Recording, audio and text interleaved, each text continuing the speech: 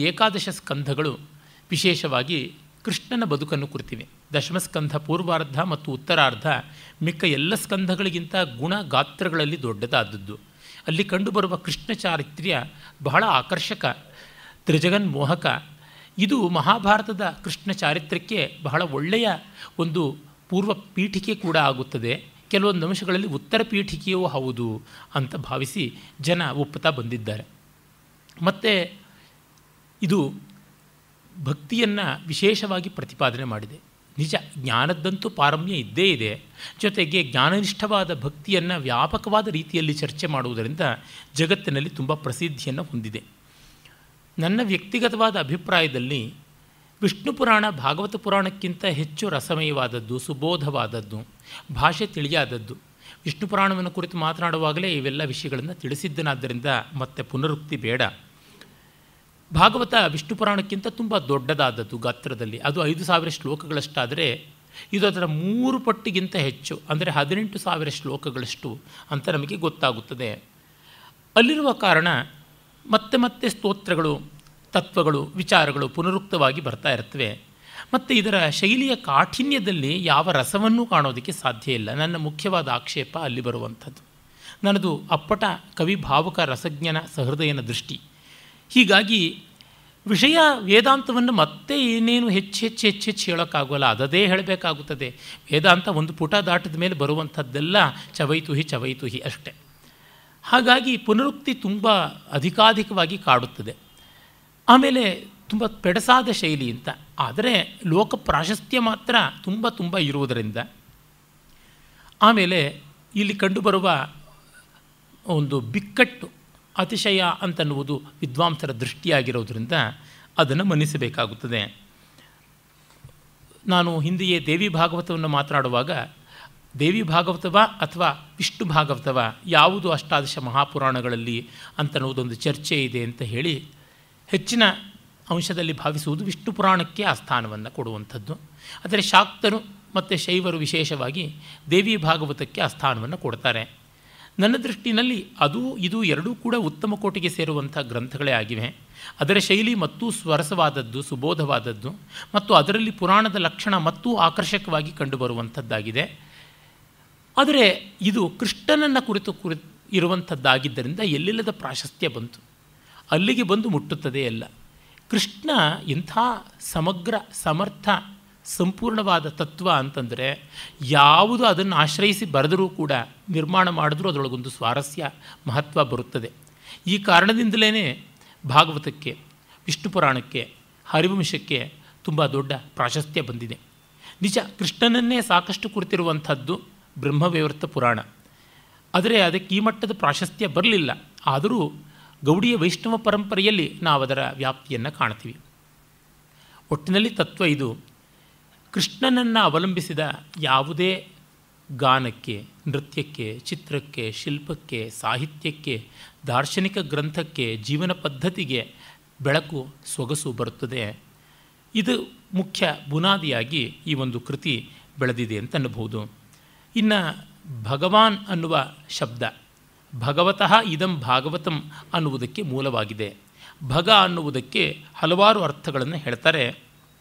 ಅಲ್ಲಿ ಐಶ್ವರ್ಯ, ಶಕ್ತಿ, ಇಚ್ಛೆ ಮತ್ತು ಜ್ಞಾನ, ಮಾಹಾತ್ಮ್ಯ, ತೇಜಸ್ಸು ಮೊದಲಾದ ಅನೇಕ ಅರ್ಥಗಳನ್ನು ಕೊಡ್ತಾರೆ. ಷಣ್ಣಾಂ ಭಗಯಿತೀಂಗನ ಅಥವಾ ಷಣ್ಣಾಂ ಭಗಯಿತೀಂಗನ, ಭಗ ಇತಿ ಈರಣ ಅಂತೆಲ್ಲ ಹೇಳಿಬಿಟ್ಟು ಐಶ್ವರ್ಯಸ್ಯ ಸಮಗ್ರಸ್ಯ ಬಲಸ್ಯ ಓಜಸ್ತಥಾ ಅಂತೆಲ್ಲ ಹೇಳಿ ಇವೆಲ್ಲಕ್ಕೂ ಮೂಲ ಕಾರಣವಾಗಿರ್ತಕ್ಕಂಥದ್ದು ಭಗ ಅನ್ನುವಂಥ ಅಂಶ ಉಂಟು. ಮತ್ತು ಭಗ ಅನ್ನುವುದು ಸೂರ್ಯ ಸಂಕೇತವಾದದ್ದು ಅಂತ ಕೂಡ ಗೊತ್ತಾಗುತ್ತದೆ. ಭರ್ಗ, ಭಗ ಇತ್ಯಾದಿ ವೇದದಲ್ಲಿ ತುಂಬ ವಿಶಿಷ್ಟವಾದ ಅರ್ಥ ಉಂಟು. ಮತ್ತು ಭಕ್ತಿ, ಶ್ರದ್ಧೆ, ಭಗವತ್ತತ್ವ ಇತ್ಯಾದಿ ಎಲ್ಲಕ್ಕೂ ಕೂಡ ಭಗ ಅನ್ನುವುದು ಕಾರಣವಾಗಿರೋದರಿಂದ ಭಗವಾನ್ ಅನ್ನುವುದರಿಂದ ಇದನ್ನು ಹೊಂದಿದವನು ಅಂತ, ಐಶ್ವರ್ಯನ್ನು ಹೊಂದಿದವನು, ಯಶಸ್ಸಃ, ಧರ್ಮಸ್ಯ, ವಿದ್ಯಾಯ ಎಲ್ಲದಕ್ಕೂ ಕೂಡ ಅನ್ವಯ ಆಗುವಂಥದ್ದು ಅಂತ ನೋಡಿದಾಗ ಅವೆಲ್ಲವನ್ನು ಹೊಂದಿದವನು ಭಗವಾನ್, ಹೊಂದಿದವಳು ಭಗವತಿ ಅವರನ್ನು ಕುರಿತಾದದ್ದು. ಅದನ್ನು ಆರಾಧಿಸುವಂಥವರು ಭಾಗವತರು. ಭಗವತಃ ಅಯಂ ಇತಿ ಭಾಗವತಃ ಅಥವಾ ಭಗವತಃ ಇದಂ ಇತಿ ಭಾಗವತಂ ಅಂತ ಹೇಳಿ ಭಗವತ್ ಶಬ್ದ ಪ್ರಾಚುರ್ಯಕ್ಕೆ ಬಂದಿರುವಂಥದ್ದು ಅಂತ ಗೊತ್ತಾಗುತ್ತದೆ. ಇಲ್ಲಿ ಶೈವ ಭಾಗವತರೂ ಇದ್ದರು, ವಿಷ್ಣು ಭಾಗವತರು, ವೈಷ್ಣವ ಭಾಗವತರು ಇದ್ದರು, ಶಾಕ್ತ ಭಾಗವತರು ಇದ್ದರು ಅಂತ ಗೊತ್ತಾಗುತ್ತದೆ. ಅಂದರೆ ನಾವು ಭಾಗವತ ಅಂದರೆ ಸಾಮಾನ್ಯ ವಿಷ್ಣು ಪರವಾದದ್ದು ಮಾತ್ರ ಅಂತ ಅಂದುಕೊಳ್ತೀವಿ. ಭಗವಾನ್ ಯಾರೂ ಆಗಬಹುದಾದ್ದರಿಂದ ಅವನು ವಲ್ಲಭದೇವ ಸುಭಾಷಿತಾವಲಿಯಲ್ಲಿ ಹೇಳ್ತಾನಲ್ಲ, ವಿಷ್ಣುರ್ವಾ ತ್ರಿಪುರಾಂತಕೋ ಭವತು ವಾ ಬ್ರಹ್ಮ ಮಹೇಂದ್ರೋತವ ಭಾನುರ್ವಾ ಶಶಲಕ್ಷ್ಮಣೋತ ಭಗವಾನ್ ಬುದ್ಧೋತ ಸಿದ್ಧೋತವ ರಾಗದ್ವೇಷ ವಿಷಾರ್ತಿ ಮೋಹರಹಿತಃ ಸತ್ವಾನುಕಂಪೋದ್ಯತಃ ಯಸ್ಸರ್ವೈ ಸಹ ಸಂಸ್ಕೃತೋ ಗುಣಗಣೈಸ್ತಸ್ಮೈ ಪರಸ್ಮೈ ನಮಃ ಅಂತ. ಅವನು ವಿಷ್ಣುವೋ, ಶಿವನೋ, ಬುದ್ಧನೋ, ಸಿದ್ಧನೋ, ಸೂರ್ಯನೋ, ಇಂದ್ರನೋ, ಚಂದ್ರನೋ ಯಾರೇ ಆಗಿರಲಿ, ರಾಗದ್ವೇಷಕ್ಕೆ ವಶೀಭೂತನಾಗದೇ ಇರತಕ್ಕಂಥ ಸತ್ವಾನುಕಂಪದಿಂದ ಕೂಡಿರುವಂಥವನು, ಯಾವನು ಸಮಗ್ರ ತತ್ವವನ್ನು ಯಾವುದು ಯಾವಳು ಹೊಂದಿದಾಳೋ ಅದು ಯಾವುದಿದ್ರೂ ಅದು ನಮಗೆ ಉಪಾದೇಯವಾದದ್ದು, ಅದು ಶರಣ್ಯ ಅಂತ. ಆ ರೀತಿಯಲ್ಲಿ ಭಗವತ್ ಶಬ್ದಕ್ಕೆ ಕೂಡ ನಿರ್ವಚನ ಉಂಟು. ವಿಷ್ಣು, ಸೂರ್ಯ, ಇಂದ್ರ ಇತರ ಎಲ್ಲರಿಗೂ ಕೂಡ ಭಗವತ್ ಶಬ್ದ ವಾಚಕತ್ವವನ್ನು ವೇದಗಳಲ್ಲಿ ಕೊಟ್ಟಿರುವಂಥದ್ದು ನೋಡ್ತೀವಿ. ಅಗ್ನಿಗೆ, ವಾಯುವಿಗೆ, ಆದಿತ್ಯನಿಗೆ, ಪರ್ಜನ್ಯನಿಗೆ, ಶಿವನಿಗೆ, ವರುಣನಿಗೆ, ಇಂದ್ರನಿಗೆ ಇವೆಲ್ಲ ಸಂದಿರುವಂಥದ್ದು ಅಂತ ನಮಗೆ ಗೊತ್ತಾಗುತ್ತದೆ. ಮತ್ತು ನಾವು ನೋಡ್ತೀವಿ ವಿಷ್ಣುವಿಗೆ ಇಲ್ಲಿ ವಿಶೇಷವಾದ ಪರತತ್ವದ ಸ್ಥಾನವನ್ನು ದಕ್ಕಿಸಿಕೊಟ್ಟಿರುವಂಥದ್ದು ಕಾಣ್ತೀವಿ. ಅದರೊಳಗೆ ಯಾವ ದೋಷವೂ ಇಲ್ಲ. ಯಾಕೆಂದರೆ ವೇದ ಉಪನಿಷತ್ತು ಎಲ್ಲ ಕಡೆಯಲ್ಲಿಯೂ ಕೂಡ ಪರತತ್ವವನ್ನು ವ್ಯಾಪ್ನೋತೀತಿ ವಿಶತಿ ಸರ್ವತ್ರ ಇತಿ ವಿಷ್ಣು ಅಂತ ಆರಾಧನೆ ಮಾಡಿರುವಂಥದ್ದು ಕಾಣುತ್ತದೆ. ಹಾಗಂತ ಅಂದ ತಕ್ಷಣವೇ ಇದು ಶಿವದ್ವೇಷ ದೂಷಿತವಾದದ್ದೇನೂ ಅಲ್ಲ. ಇಲ್ಲಿ ಎಲ್ಲ ಶಿವಾಯ ವಿಷ್ಣು ರೂಪಾಯ ಅನ್ನುವ ದೃಷ್ಟಿಯೇ ಇರುವಂಥದ್ದು ಆದ್ಯಂತ ನಮಗೆ ಕಾಣಿಸುತ್ತದೆ. ಸಾಮಾನ್ಯವಾಗಿ ಪುರಾಣಗಳೆಲ್ಲದರ ಪ್ರಮುಖವಾದ ಧೋರಣೆಯೇ ಅದಾಗಿದೆ. ಇಡೀ ಭಾರತೀಯ ವಿಚಾರ ದೃಷ್ಟಿಕೋನವೂ ಅದೇ ರೀತಿಯಲ್ಲಿ ಬಂದಿರುವುದು. ನಮ್ಮ ಈ ದಕ್ಷಿಣ ಭಾರತದಲ್ಲಿ ವಿಶೇಷತಃ ಕರ್ನಾಟಕ, ಆಂಧ್ರ ಪ್ರದೇಶ, ತಮಿಳುನಾಡು ಈ ಥರ ಕೆಲವು ಪ್ರಾಂತಗಳಲ್ಲಿ, ಅದರೊಳಗೂ ಕರ್ನಾಟಕ, ತಮಿಳುನಾಡಲ್ಲಿ ಶೈವ ವಿಷ್ಣುವ ಕೋಲಾಹಲ ಹೆಚ್ಚು. ಮಿಕ್ಕ ಉತ್ತರ ಭಾರತದಲ್ಲಿ ಎಲ್ಲ ಅದು ಇರುವಂಥದ್ದೇ ಅಲ್ಲ. ನಾನು ಬಲ್ಲೆ, ಉತ್ತರ ಭಾರತದಲ್ಲಿ ರಾಮಾನಂದರ ಪರಂಪರೆಯ ಅನೇಕ ಜನ ವಿದ್ವಾಂಸರು ನನಗೆ ಸಹೃದಯರಾದ ಮಿತ್ರರಾಗಿದ್ದಾರೆ. ರಾಮಾನಂದರು ರಾಮಾನುಜಾಚಾರ್ಯರ ಪರಂಪರೆಯಿಂದ ಬಂದಂಥವರು. ಹಾಗಾಗಿ ರಾಮಾನಂದರು ವಿಶೇಷವಾಗಿ ವಿಶಿಷ್ಟಾದ್ವೈತವನ್ನು ಅನುಸಂಧಾನ ಮಾಡುವಂಥವರು. ಅಲ್ಲಿಯ ಮಹಾ ವಿದ್ವಾಂಸರಾದಂಥ ಆ ಮಠಗಳಿಗೆ ನಡ್ಕೊಳ್ಳುವಂತಹ ವಿದ್ವಾಂಸರಾದ ಯಾರಿದ್ದಾರೆ ಮಿತ್ರರು, ಅವರಿಗೆಲ್ಲರಿಗೂ ಕೂಡ ಶಿವನಲ್ಲಿ ಯಾವ ಕೇವಲ ಭಾವ, ಉಪೇಕ್ಷಾ ಭಾವ ಇಲ್ಲ. ಅದೇ ರೀತಿಯಲ್ಲಿ ಅಲ್ಲೆಲ್ಲ ಬೇಕಾದಷ್ಟು ಜನ ಕಾಶ್ಮೀರದ ಪ್ರತಿಭಿಜ್ಞಾ ಶೈವ ದರ್ಶನ ಇತ್ಯಾದಿಯ ಒಂದು ಶೈವ ಪಾರಮ್ಯದಿಂದ ಪ್ರಭಾವಿತರಾದಂಥ ವಿದ್ವಾಂಸರು ಇದ್ದಾರೆ. ಅವರೆಲ್ಲರೂ ಕೂಡ ವಿಷ್ಣುವನ್ನು ತುಂಬ ಆದರದಿಂದ ಕಾಣ್ತಾರೆ. ಉತ್ತರ ಭಾರತದಲ್ಲಿ ಎಲ್ಲರೂ ಕೂಡ ಮತ ವಿಮರ್ಶೆ ಮಾಡದೆ ನೇರವಾಗಿ ಶಿವಾಲಯಕ್ಕೆ ಹೋಗ್ತಾರೆ, ಶಿವಪೂಜೆಯನ್ನು ಮಾಡ್ತಾರೆ. ಶಿವನಿಗೆ ಮುಖ್ಯವಾಗಿ ಜಲಾಭಿಷೇಕವನ್ನು, ಕ್ಷೀರಾಭಿಷೇಕವನ್ನು ತಾವೇ ಸ್ವಯಂ ಮಾಡ್ತಾರೆ. ಹಾಗೆಯೇ ವಿಷ್ಣುವಿನ ರೂಪಗಳಾದಂಥ ಕೃಷ್ಣನ, ರಾಮನ ಆಲಯಗಳಿಗೆ ಸರ್ವರೂ ಹೋಗ್ತಾರೆ. ಎಲ್ಲಿಗೋದರೂ ಅಲ್ಲಲ್ಲಿಯ ತಿಲಕವನ್ನು ಹಚ್ಚಿಕೊಳ್ತಾರೆ. ಇಲ್ಲಿಯೇ ಆ ಸಣ್ಣ ಬುದ್ಧಿಗಳು ಬಂದಿರತಕ್ಕಂಥದ್ದು. ಶಿವಭಕ್ತರಿಗೆ ವಿಷ್ಣುವನ್ನು ಕಂಡ್ರೆ ಆಗುವಲ್ಲ, ವಿಷ್ಣುವ ಭಕ್ತರಿಗೆ ಶಿವನನ್ನು ಕಂಡ್ರೆ ಆಗುವಲ್ಲ, ಅವನು ಇವರಿಗಿಂತ ಇಷ್ಟು ಯೋಜನ ಕೆಳಗಿದ್ದಾನೆ, ಇವರು ಅವರಿಗಿಂತ ಅಷ್ಟು ಯೋಜನ ಮೇಲಿದ್ದಾನೆ ಅನ್ನುವಂಥ ಇದೆಲ್ಲವೂ ಇಸ್ಲಾಮು, ಕ್ರಿಶ್ಚಿಯನ್ ಇತ್ಯಾದಿ ಮತಗಳು ತಮ್ಮ ಕರಾಳವಾದಂತಹ ಸಹಸ್ರ ಬಾಹುಗಳನ್ನು, ಶತಲಕ್ಷ ಬಾಯಿಗಳನ್ನು ಬಿಟ್ಟುಕೊಂಡು ನುಂಗೋಕ್ಕೆ ಬರ್ತಾ ಇದ್ದಾಗಲೂ ಚರ್ಚೆ ಮಾಡ್ತಾ, ಜಗಳ ಆಡ್ತಾ ಕೂತಿದ್ದಾರೆ. ಇದು ಯಾವ ವ್ಯತ್ಯಾಸಗಳನ್ನು ಕಂಡಿದ್ದಾರೆ. ಈಚಿನ ಅರ್ವಾಚೀನವಾದಂಥ ಮೂವ್ಮೆಂಟ್ಸಲ್ಲಿ ಒಂದು ಇಸ್ಕಾನ್ ಬಿಟ್ಟರೆ ಮತಭ್ರಾಂತವಾಗಿ ಲೋಕವನ್ನು ಪ್ರತಾರಣ ಮಾಡೋದು ಇನ್ನು ಎಲ್ಲಿಯೂ ಅಂಥದ್ದು ಕಾಣೋಲ್ಲ. ಇಸ್ಕಾನ್ ಸರ್ವ ವೈಷಮ್ಯಗಳ ಆಲಯ. ಅದರಷ್ಟು ಸಣ್ಣ ಬುದ್ಧಿಯ ಸಂಸ್ಥೆ ಮತ್ತೊಂದು ಕಾಣೋದಿಲ್ಲ. ಫಿಲಸಾಫಿಕಲಿ ಇಟ್ ಈಸ್ ಅ ರೆಕ್ ಅಂತನಬೇಕಾಗುತ್ತದೆ. ಅಷ್ಟು ನೀಚವಾದಂಥದ್ದು. ಆ ಭಕ್ತಿವೇದಾಂತ ಪ್ರಭುಪಾದರಲ್ಲಿ ಕಂಡುಬರುವಂಥ ಶುಂಠತೆ ಇನ್ನು ಎಲ್ಲಿಯೂ ಆಧುನಿಕರಲ್ಲಿ ಕಂಡುಬರೋದಿಲ್ಲ. ಅದು ಸ್ವಾಮಿ ವಿವೇಕಾನಂದರಂಥವ್ರ ನಾಡಿನಲ್ಲಿ ಹುಟ್ಟವ್ರು ಹಿಂಗಾದರಲ್ಲ ಅಂತ ಬೇಸರ ಆಗುತ್ತದೆ.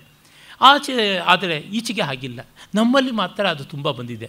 ಪುಣ್ಯವಶಾತ್ ವ್ಯಾಪಕವಾಗಿ ಅಖಿಲ ಭಾರತದಲ್ಲಿ ಇವು ಯಾವುದೂ ಇಲ್ಲ ಅನ್ನೋದು ಸಂತೋಷಕಾರಿ.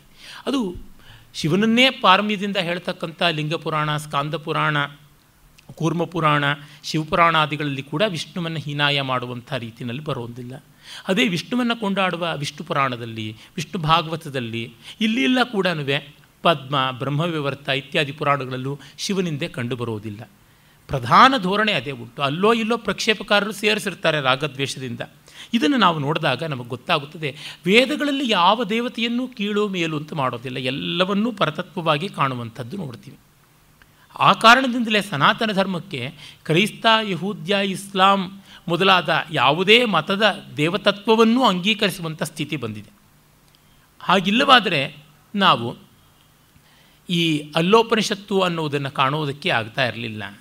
ಅಷ್ಟು ಮಾತ್ರವಲ್ಲದೆ ನಿನ್ನೆಯೇ ನಾವು ಭವಿಷ್ಯ ಪುರಾಣದಲ್ಲಿ ಆ ನೋಹಾನ ಒಂದು ನೌಕೆ ಯಾವುದಿದೆ, ನ್ಯೂಹ ಅಂತ ಕರೀತಕ್ಕಂಥದ್ದು, ಇದೆಲ್ಲ ಬರೋದಕ್ಕೆ ಸಾಧ್ಯವಾಗ್ತಾ ಇರಲಿಲ್ಲ. ಅದರಿಂದ ವೈದಿಕ ಸನಾತನ ದೃಷ್ಟಿ ಎಲ್ಲವನ್ನೂ ಅಂಗೀಕಾರ ಮಾಡುವಂಥದ್ದು. ಆದರೆ ಯಾವುದನ್ನು ತಿರಸ್ಕಾರ ಮಾಡುವ ಮನೋಧರ್ಮ ಬಂದಾಗ ಮಾತ್ರ ಪ್ರತಿವಾದ, ಅಂದರೆ ಅನಿರಾಕರಣಮಸ್ತು ಅನಿರಾಕರಣ ಮೇಸ್ತು ಅನ್ನುವಂಥ ದೃಷ್ಟಿ ಇರುವಂಥದ್ದು ಇರಲಿ. ಹೀಗೆ ವಿಷ್ಣು ತತ್ವ ತುಂಬ ಪ್ರಾಚೀನವಾದದ್ದು, ಅದನ್ನು ಪರದೇವತೆ ಅಂತ ಕೊಂಡಾಡಿದ್ದು ವೇದಗಳಲ್ಲಿ ಕಾಣಸಿಗುತ್ತದೆ. ಆ ಭಾವವನ್ನು ಇಲ್ಲಿ ಬೆಳೆಸಿಕೊಂಡು ಬಂದಂಥದ್ದನ್ನು ನಾವು ನೋಡ್ತೀವಿ. ಋಗ್ವೇದದಲ್ಲಿಯೇ ವಿಷ್ಣು ಸೂಕ್ತಗಳು ಬರುತ್ತವೆ, ಯಜುರ್ವೇದದಲ್ಲಿ ಅದೇ ಸೂಕ್ತಗಳು ಪುನರುಕ್ತವಾಗುತ್ತವೆ, ಅಥರ್ವವೇದದಲ್ಲಿ ಕೂಡ ಅವುಗಳೇ ತೋರಿಕೊಳ್ಳುತ್ತವೆ. ಇನ್ನು ಶತಪಥಾದಿ ಬ್ರಾಹ್ಮಣ ಭಾಗಗಳಲ್ಲಿ ಕೂಡ ನಾವು ನೋಡ್ತೀವಿ. ಅದೇ ರೀತಿಯಲ್ಲಿ ಆರಣ್ಯಕಗಳಲ್ಲಿ ಕಾಣ್ತೀವಿ. ಯಜುರಾರಣ್ಯಕದಲ್ಲಿ ಕಟ್ಟಕಡೆಗೆ ಬರುವಂತಹ ಮಹಾನಾರಾಯಣ ಉಪನಿಷತ್ತು, ನಾರಾಯಣ ಉಪನಿಷತ್ತು ಇತ್ಯಾದಿಗಳಲ್ಲೇ ನಮಗೆ ಸ್ಪಷ್ಟವಾಗಿ ಗೊತ್ತಾಗುತ್ತದೆ. ಮತ್ತು ನಾವು ಇನ್ನು ಸ್ಮೃತಿಗಳಲ್ಲಿ ಕಾಣ್ತೀವಿ. ಇತಿಹಾಸಗಳಲ್ಲಂತೂ ರಾಮಾಯಣ ಮಹಾಭಾರತದಲ್ಲಿ ಬಹಳ ಪ್ರಸಿದ್ಧವಾಗಿರುವಂಥದ್ದೇ. ಮತ್ತು ಪುರಾಣಗಳಲ್ಲಂತೂ ಇದು ಪುರಾಣದಲ್ಲಿ ವಿಶೇಷವಾದ ಹೆಸರನ್ನು ಪಡೆದಂಥ ಭಾಗವತದಲ್ಲಿ ನಾವು ವಿಷ್ಣು ಮಹಾತ್ಮ್ಯವನ್ನು, ಕೃಷ್ಣ ಮಹಾತ್ಮ್ಯವನ್ನು ಕಾಣ್ತಾ ಇದ್ದೀವಿ. ಆ ಕಾರಣದಿಂದ ಇದು ತುಂಬ ಶ್ರೇಷ್ಠವಾದ ಪುರಾಣ ತತ್ವ ಅನ್ನೋದರೊಳಗೆ ಯಾವ ಸಂದೇಹವೂ ಇಲ್ಲ. ಮತ್ತು ಆಗಮಗಳು, ಪಾಂಚರಾತ್ರಾದಿ ಆಗಮಗಳು ಯಾವುದುಂಟು, ವೈಷ್ಣವಾಗಮಗಳು, ಅಲ್ಲಿ ವ್ಯೂಹಾತ್ಮಕವಾಗಿ ವಾಸುದೇವ, ಸಂಕರ್ಷಣ, ಪ್ರದ್ಯುಮ್ನ, ಅನಿರುದ್ಧ ಅನ್ನುವ ಚತುರ್ವ್ಯೂಹಾತ್ಮಕವಾಗಿ ಇದರ ಆರಾಧನೆ ಉಂಟು. ಭಾಗವತ ಪಂಥ ಅಂತ ಉಂಟು. ಕೆಲವರೆಲ್ಲ ಭ್ರಮೆ ಮಾಡಿಕೊಂಡು ಈ ಭಾಗವತ ಪಂಥ ಎಲ್ಲ ಕ್ರಿಶ್ಚಿಯನ್ ಪ್ರಭಾವದಿಂದ ಬಂದದ್ದು ಅಂತಾರೆ. ಅದು ಹಸಿ ಸುಳ್ಳು. ಯಾಕೆಂದರೆ ಕ್ರೈಸ್ತ ಮತ ಹುಟ್ಟುವುದಕ್ಕೆ ನೂರಾರು ವರ್ಷಗಳ ಮುನ್ನವೇ ಇದ್ದಂಥ ಪಾಣಿನಿ ಮೊದಲಾದವರ ಗ್ರಂಥಗಳಲ್ಲಿ ವಾಸುದೇವಾರ್ಜುನಾಭ್ಯಾಂ ಉನ್ ಅನ್ನುವ ವ್ಯಾಕರಣ ಸೂತ್ರದಿಂದಲೇ ನಮಗೆ ಗೊತ್ತಾಗುತ್ತದೆ ವಾಸುದೇವ ಪರಂಪರೆ ಇದ್ದದ್ದು ಹೌದು, ಕೃಷ್ಣನನ್ನು ಪರದೇವತೆ ಅಂತ ಗೌರವಿಸುವಂತಹ ಈ ಎಲ್ಲ ಪದ್ಧತಿ ಇತ್ತು ಅಂತ ತಿಳಿಯುತ್ತದೆ. ಹಾಗೆ ಕ್ರಿಸ್ತಪೂರ್ವದ 2ನೇ ಶತಮಾನದಲ್ಲೇ ಹೆಲಿಯೋಡೋರಸ್ ಅಂತಕ್ಕಂಥವನು ಒಬ್ಬ ಮಹಾಭಾಗವತನಾಗಿ ವಿಷ್ಣುಧ್ವಜವನ್ನು ಸ್ಥಾಪನೆ ಮಾಡಿದ್ದು ವಿದಿಶಾನಗರದಲ್ಲಿ. ಅದು ಬೆಸ್ ನಗರ್ ಅಂತ ಅವನು ಗ್ರೀಕ್ ಭಾಷೆಯಲ್ಲಿ ಹೇಳ್ತಾನೆ. ಅದರ ಮೇಲೆ ಬ್ರಾಹ್ಮೀ ಲಿಪಿಯಲ್ಲಿ ಸಂಸ್ಕೃತದಲ್ಲಿಯೇ ಕೆತ್ತನೆ ಕೆಲಸ ಉಂಟು. ನಾನು ನೋಡಿ ಓದಿ ಕೂಡ ಬಂದಿದ್ದೀನಿ. ಅದು ವಿದಿಶಾನಗರದಲ್ಲಿ ಈಗಲೂ ಸಿಗುತ್ತದೆ. ಅದನ್ನು ಒಂದು ಕಂಬಬಾಬಾ ಅಂತ ಕರೀತಾರೆ. ವಸ್ತುತಃ ಅದು ವಿಷ್ಣುಧ್ವಜ, ವಿಷ್ಣು ಸ್ತಂಭ ಅಂತ ಹೆಸರಾದಂಥದ್ದು. ಹಿಲಿಯೋಡೋರಸ್ ಅನ್ನುವ ಗ್ರೀಕ್ ವ್ಯಕ್ತಿ ತಾನು ಪರಮ ವೈಷ್ಣವನಾಗಿ, ವಿಷ್ಣು ಭಕ್ತನಾಗಿ, ಆ ವಿಷ್ಣುವಿನ ಗೌರವಕ್ಕಾಗಿ ನಿಲ್ಲಿಸಿದಂಥ ಸ್ತಂಭ ಅಂತ ಗೊತ್ತಾಗುತ್ತದೆ. ಈ ಎಲ್ಲ ಕಾರಣದಿಂದ ನಮಗೆ ತಿಳಿಯುತ್ತದೆ. ಬೌದ್ಧ ಮತ ಗ್ರಂಥಗಳಲ್ಲಿಯೇ ವಿಷ್ಣು ಪಾರಮ್ಯ ಇದ್ದದ್ದು ಹೌದು ಅನ್ನುವಂಥದ್ದು ನಮಗೆ ಗೊತ್ತಾಗುತ್ತದೆ. ಈ ಎಲ್ಲ ಕಾರಣದಿಂದ ನಮಗೆ ಒಂದಂತೂ ಬಹಳ ಸ್ಪಷ್ಟವಾಗಿ ತಿಳಿಯುತ್ತದೆ, ವಿಷ್ಣು ತತ್ವ ಅರ್ವಾಚೀನವಲ್ಲ, ಬಹಳ ಪ್ರಾಚೀನವಾದದ್ದು. ವಿಷ್ಣು ಸರ್ವೋತ್ತಮತೆ ಅನ್ನುವುದು ಇದ್ದದ್ದೇ ಹೌದು. ಮತ್ತು ಅದು ಯಾವುದೇ ರೀತಿಯಲ್ಲಿ ಮಿಕ್ಕ ದೇವತೆಗಳನ್ನು ಉಪೇಕ್ಷೆ ಮಾಡುವಂಥದ್ದಲ್ಲ, ತಿರಸ್ಕಾರ ಮಾಡುವಂಥದ್ದಲ್ಲ ಅಂತನ್ನುವುದು ನಮಗೆ ತಿಳಿಯುತ್ತದೆ. ನಿಜ, ಕ್ರಿಸ್ತನ ಕಥೆಗೂ ಕೃಷ್ಣನ ಕಥೆಗೂ ಕೆಲವೊಂದು ಸಾಮ್ಯಗಳು ಬರ್ತವೆ. ಅವನು ಹಟ್ಟಿಯಲ್ಲಿ ಹುಟ್ಟಿದ, ಇವನು ಸೆರೆಯಲ್ಲಿ ಹುಟ್ಟಿದ, ಹೇರೋದನ ಭಯದಿಂದಾಗಿ ಕ್ರಿಸ್ತನನ್ನು ಮಿಸ್ರಕ್ಕೆ ಅಂದರೆ ಈಜಿಪ್ಟಿಗೆ ಎತ್ತುಕೊಂಡು ಹೋಗಿದ್ದರು ಅವನ ತಂದೆ ತಾಯಿಗಳು ಚಿಕ್ಕ ವಯಸ್ಸಿನಲ್ಲಿ. ಇಲ್ಲಿ ಕಂಸಭೀತಿಯಿಂದ ಕೃಷ್ಣ ಗೋಕುಲದಲ್ಲಿ ಬೆಳೆದ, ಮತ್ತು ಇಲ್ಲಿ ಕಾಲಿಯ ಮರ್ದನವಾಯಿತು, ಅಲ್ಲಿ ತತ್ಸದೃಶವಾದಂಥ ಒಂದು ಪ್ರಕರಣವಾಯಿತು. ಹೀಗೆಲ್ಲ ಉಂಟು ಅಂತ. ಆದರೆ ಅವೆಲ್ಲ ಇಲ್ಲಿಯ ಅನುಕರಣೆಯಿಂದ ಬಂದಿದೆ ಅಂತ ಹೇಳ್ಬೋದೇ ಹೊರತು ಅಲ್ಲಿಯ ಅನುಕರಣೆಯಿಂದ ಕೃಷ್ಣ ಕಥೆ ಬೆಳೆದದ್ದಂತೂ ಸರ್ವಥಾ ಅಲ್ಲ. ಯಾಕೆಂದರೆ ನಮಗೆ ತುಂಬ ಪ್ರಾಚೀನ ದಾಖಲೆಗಳಿಂದ ಗೊತ್ತಾಗ್ತಾ ಇದೆ, ಕ್ರಿಸ್ತನ ಕಾಲವಂತೂ ಸ್ಪಷ್ಟವಾಗಿದೆ. ಈ ಎಲ್ಲ ಕಾರಣದಿಂದ ಭಾಗವತದ ವಿಷಯ ಮಾಹಾತ್ಮ್ಯ ಇದೆಯಲ್ಲ, ಅದು ಅಪ್ಪಟ ವೈದಿಕವಾದದ್ದು, ತುಂಬ ಪ್ರಾಚೀನವಾದದ್ದು ಅಂತನ್ನೋದು ತಿಳಿಯುತ್ತದೆ. ಇನ್ನು ನಾವು ಭಾಗವತ ಅನ್ನುವುದು ಯಾವಾಗ ರಚಿತವಾದದ್ದು ಅನ್ನುವುದು ದೊಡ್ಡ ಜಿಜ್ಞಾಸ್ಯವಾದಂಥ ವಿಷಯವಾಗಿದೆ. ಪುರಾಣಗಳ ಪೈಕಿ ಅರ್ವಾಚೀನ ಪುರಾಣಗಳಲ್ಲಿ ಭಾಗವತವು ಒಂದು ಅಂತ ಆಧುನಿಕ ವಿದ್ವಾಂಸರ ಅಭಿಪ್ರಾಯ. ಅದು ಎಷ್ಟು ಅರ್ವಾಚೀನ ಆದರೆ ಅಂತ ರಾಮಾನುಜಾಚಾರ್ಯರು ಇದರ ಉಲ್ಲೇಖವನ್ನು ಮಾಡಿರಲಿಲ್ಲ. ಆ ಕಾರಣದಿಂದ ಇದು ಅರ್ವಾಚೀನ ಅಂತ ಹೇಳ್ತಾರೆ. ಆದರೆ ಈಚೆಗೆ ರಾಮಾನುಜಾಚಾರ್ಯರ ಗ್ರಂಥಗಳಲ್ಲಿ ಇದರ ಉಲ್ಲೇಖ ಕಂಡುಬರೋದನ್ನು ವಿದ್ವಾಂಸರು ತೋರ್ಪಡಿಸಿದ್ದಾರೆ. ಮತ್ತು ಸ್ವಯಂ ಮಧ್ವಾಚಾರ್ಯರಂತೂ ವಿಶೇಷವಾಗಿ ಇದರ ಬಗೆಗೆ ದೊಡ್ಡ ವಿವೃತಿಯನ್ನೇ ಬರೆದಿದ್ದಾರೆ. ಸುಮಾರು 1800 ಶ್ಲೋಕಗಳಷ್ಟು ವಿಸ್ತಾರವಾದಂಥ ಭಾಗವತ ತಾತ್ಪರ್ಯ ನಿರ್ಣಯ ಗ್ರಂಥವನ್ನು ಬರೆದಿದ್ದಾರೆ. ಮತ್ತು ಅವರು ಅನೇಕ ಗ್ರಂಥಗಳಲ್ಲಿ ಭಾಗವತವನ್ನು ವಿಶೇಷವಾಗಿ ಉದ್ಧರಣೆ ಮಾಡ್ತಾರೆ. ರಾಮಾನುಜಾಚಾರ್ಯರಿಗೂ ಮಧ್ವಾಚಾರ್ಯರಿಗೂ ಹೆಚ್ಚಂದರೆ 200 ವರ್ಷದ ಅಂತರ.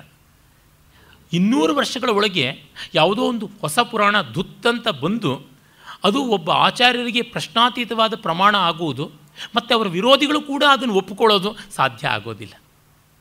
ಸಾಕಷ್ಟು ಕಾಲ ಬೇಕಾಗುತ್ತದೆ. ಹಾಗೆ ನೋಡಿದಾಗ ನಮಗೆ ಗೊತ್ತಾಗುತ್ತದೆ ಇದು ಬಹಳ ಪ್ರಾಚೀನವೇ ಹೌದು ಅಂತ. ಶಂಕರರ ಗ್ರಂಥಗಳಲ್ಲಿ ಎಲ್ಲಿಯೂ ಕೂಡ ಇದರ ಉಲ್ಲೇಖ ಕಂಡು ಬಂದಿಲ್ಲ. ವಿಷ್ಣು ಪುರಾಣದ ಉಲ್ಲೇಖ ಕಂಡುಬರುತ್ತದೆ.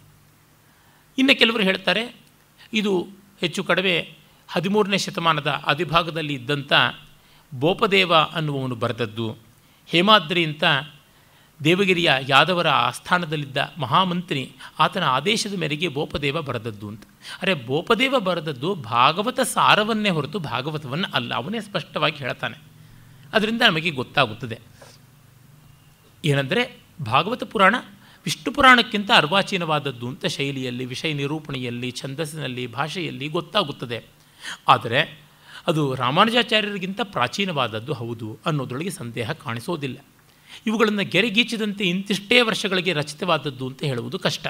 ಆದರೆ ಸಾಕಷ್ಟು ಪ್ರಾಚೀನವಾದದ್ದು ಅಂತ ಗೊತ್ತಾಗುತ್ತದೆ. ನಿಜವೇ ಹೌದು, ಇದನ್ನು ಕುರಿತಾದ ದೊಡ್ಡ ದೊಡ್ಡ ಚರ್ಚೆಗಳು ಇತ್ತು ಅಂತ ತಿಳಿಯುತ್ತದೆ. ದುರ್ಜನ ಮುಖ ಚಪೇಟಿಕ, ಅತಿ ದುರ್ಜನ ಮುಖ ಮಹಾಚಪೇಟಿಕ ಇತ್ಯಾದಿಯಾಗಿ ಕೆಟ್ಟವರಿಗೆ ಕಪಾಳಕ್ಕೆ ಹೊಡಿತೀನಿ, ತುಂಬ ಕೆಟ್ಟವರಿಗೆ ತುಂಬ ಜೋರಾಗಿ ಕಪಾಳಕ್ಕೆ ಹೊಡಿತೀನಿ ಅನ್ನುವ ಹೆಸರಿನ ಗ್ರಂಥಗಳೆಲ್ಲ ವಾದ ವಿವಾದ ಕ್ಷೇತ್ರಗಳಲ್ಲಿ ಬಂದಿದ್ದವು ಅಂತ. ಆದರೆ ಅಷ್ಟು ಮಾತ್ರದಿಂದ ಇದನ್ನು ಹೇಳೋದಕ್ಕಾಗೋಲ್ಲ. ಇದು ತೀರಾ ಅರ್ವಾಚೀನವಾದದ್ದು, ಯಾರೋ ಯಕ್ಕಶ್ಚಿತ್ ಬರೆದದ್ದು ಅಂತ. ರಂಗನಾಥ ಶರ್ಮರ ಮಾತನ್ನು ಉಲ್ಲೇಖ ಮಾಡುವುದಾದರೆ, ವ್ಯಾಸೋವಾ ವ್ಯಾಸತಾತೋವಾ ಬ್ರಹ್ಮಾವಾ ಬ್ರಹ್ಮವಿತ್ ಕವಿ ಯೋವಾ ಕೋವಾ ಭವೇತ್ಕಿಂತು ಬೋಪದೇವೋ ನಕರ್ಹಿಚಿತ್ ಅಂತ ಅವರು ಹೇಳ್ತಾರೆ.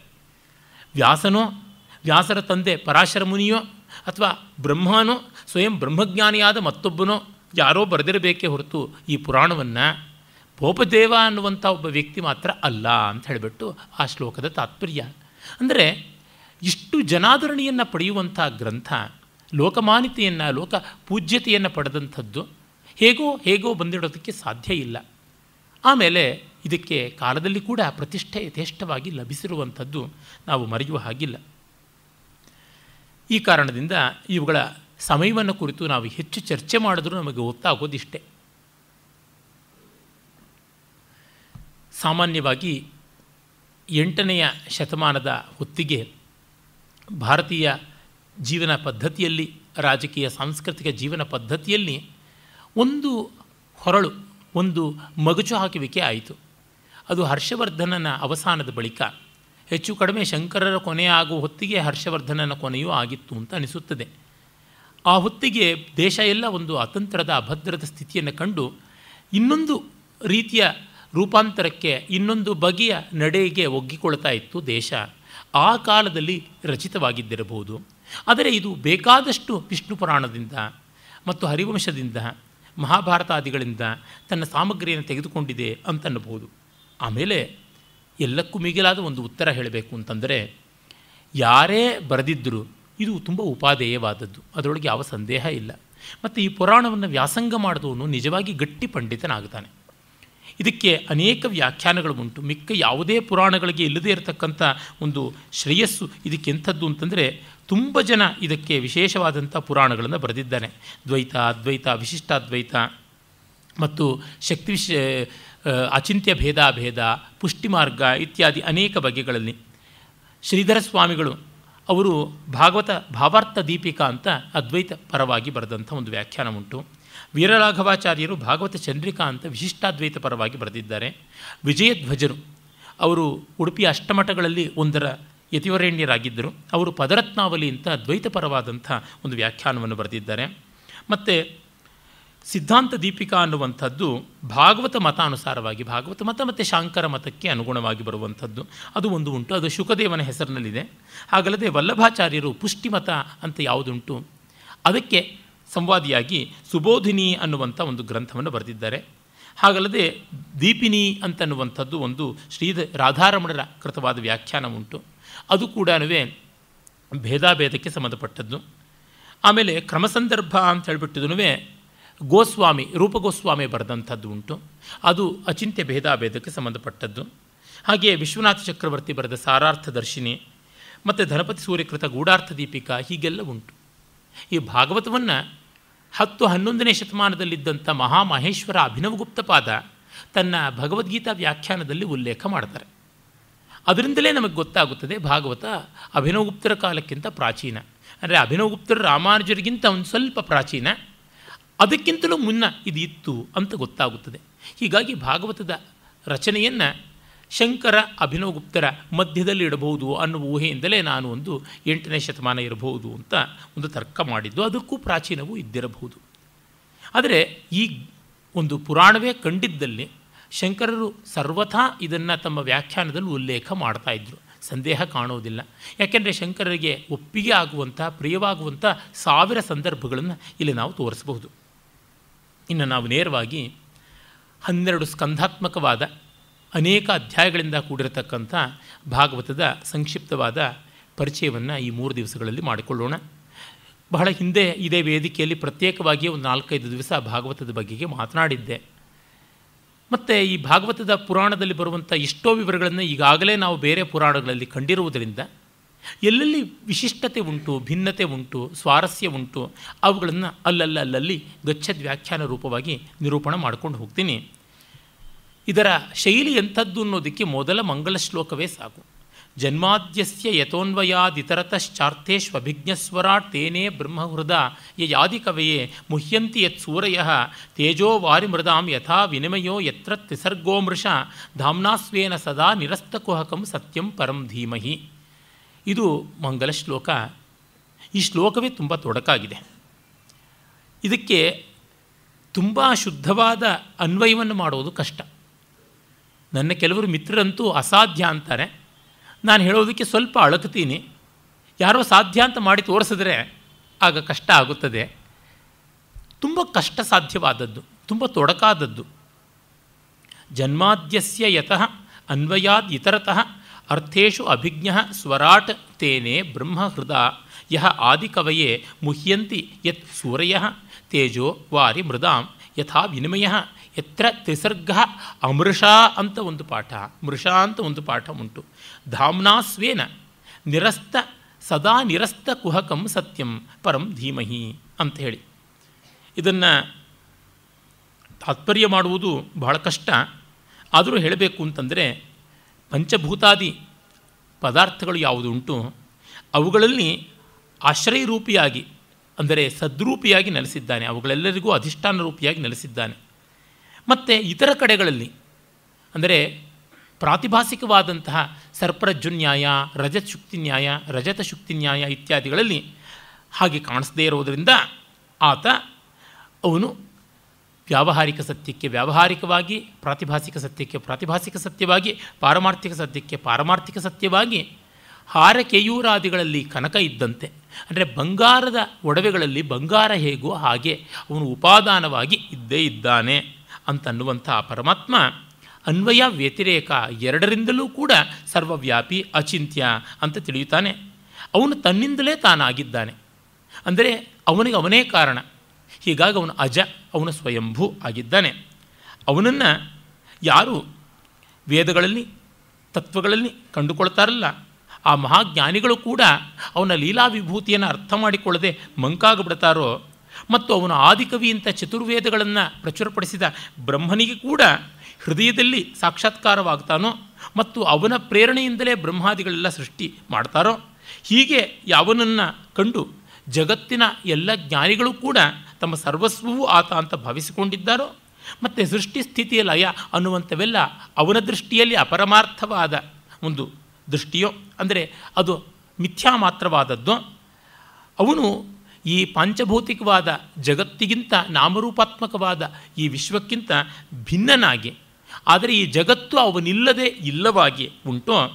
ಆ ರೀತಿಯಾದ ಸ್ವಕಾಂತಿಯಿಂದ ತನ್ನ ತತ್ವದಿಂದಲೇ ತಾನು ಸ್ಥಾಪಿತನಾದ ಬೆಳಗಲ್ಪಟ್ಟವನು ಯಾವುದೇ ರೀತಿಯಾದ ರಾಗದ್ವೇಷಗಳಿಗೆ ಮೀರಿದಂಥವನಾಗಿದ್ದಾನೆ, ಯಾವುದೇ ಹೇಯ ಗುಣಗಳಿಂದ ದೂರನಾಗಿದ್ದಾನೆ.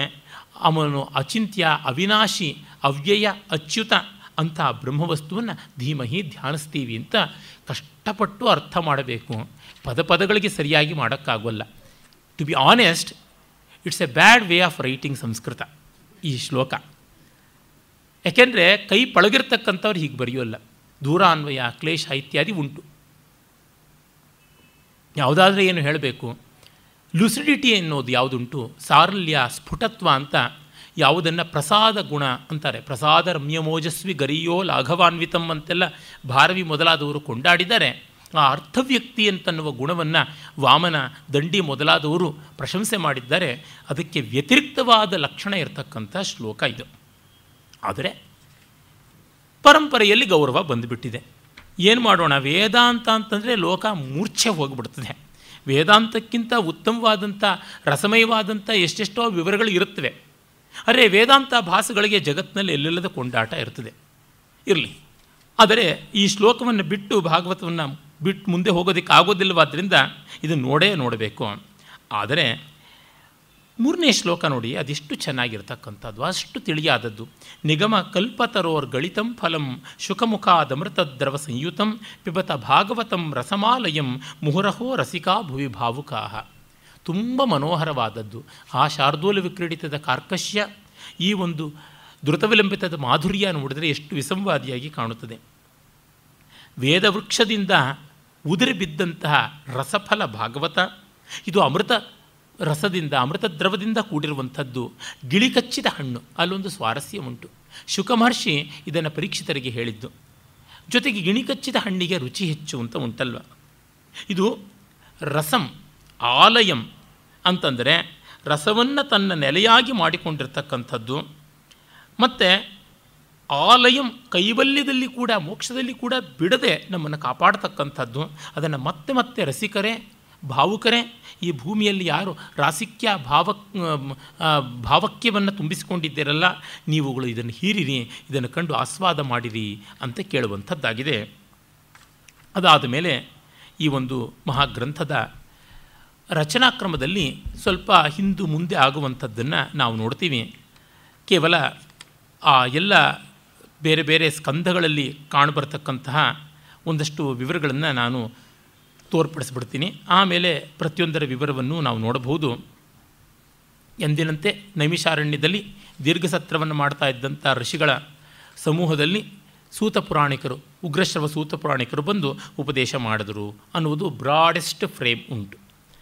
ಅದು ನೈಮಿಷಾರಣ್ಯದ ಮಹಾತ್ಮ್ಯ ಇತ್ಯಾದಿಗಳು ಎಲ್ಲವನ್ನೂ ನಾವು ನೋಡ್ತೀವಿ.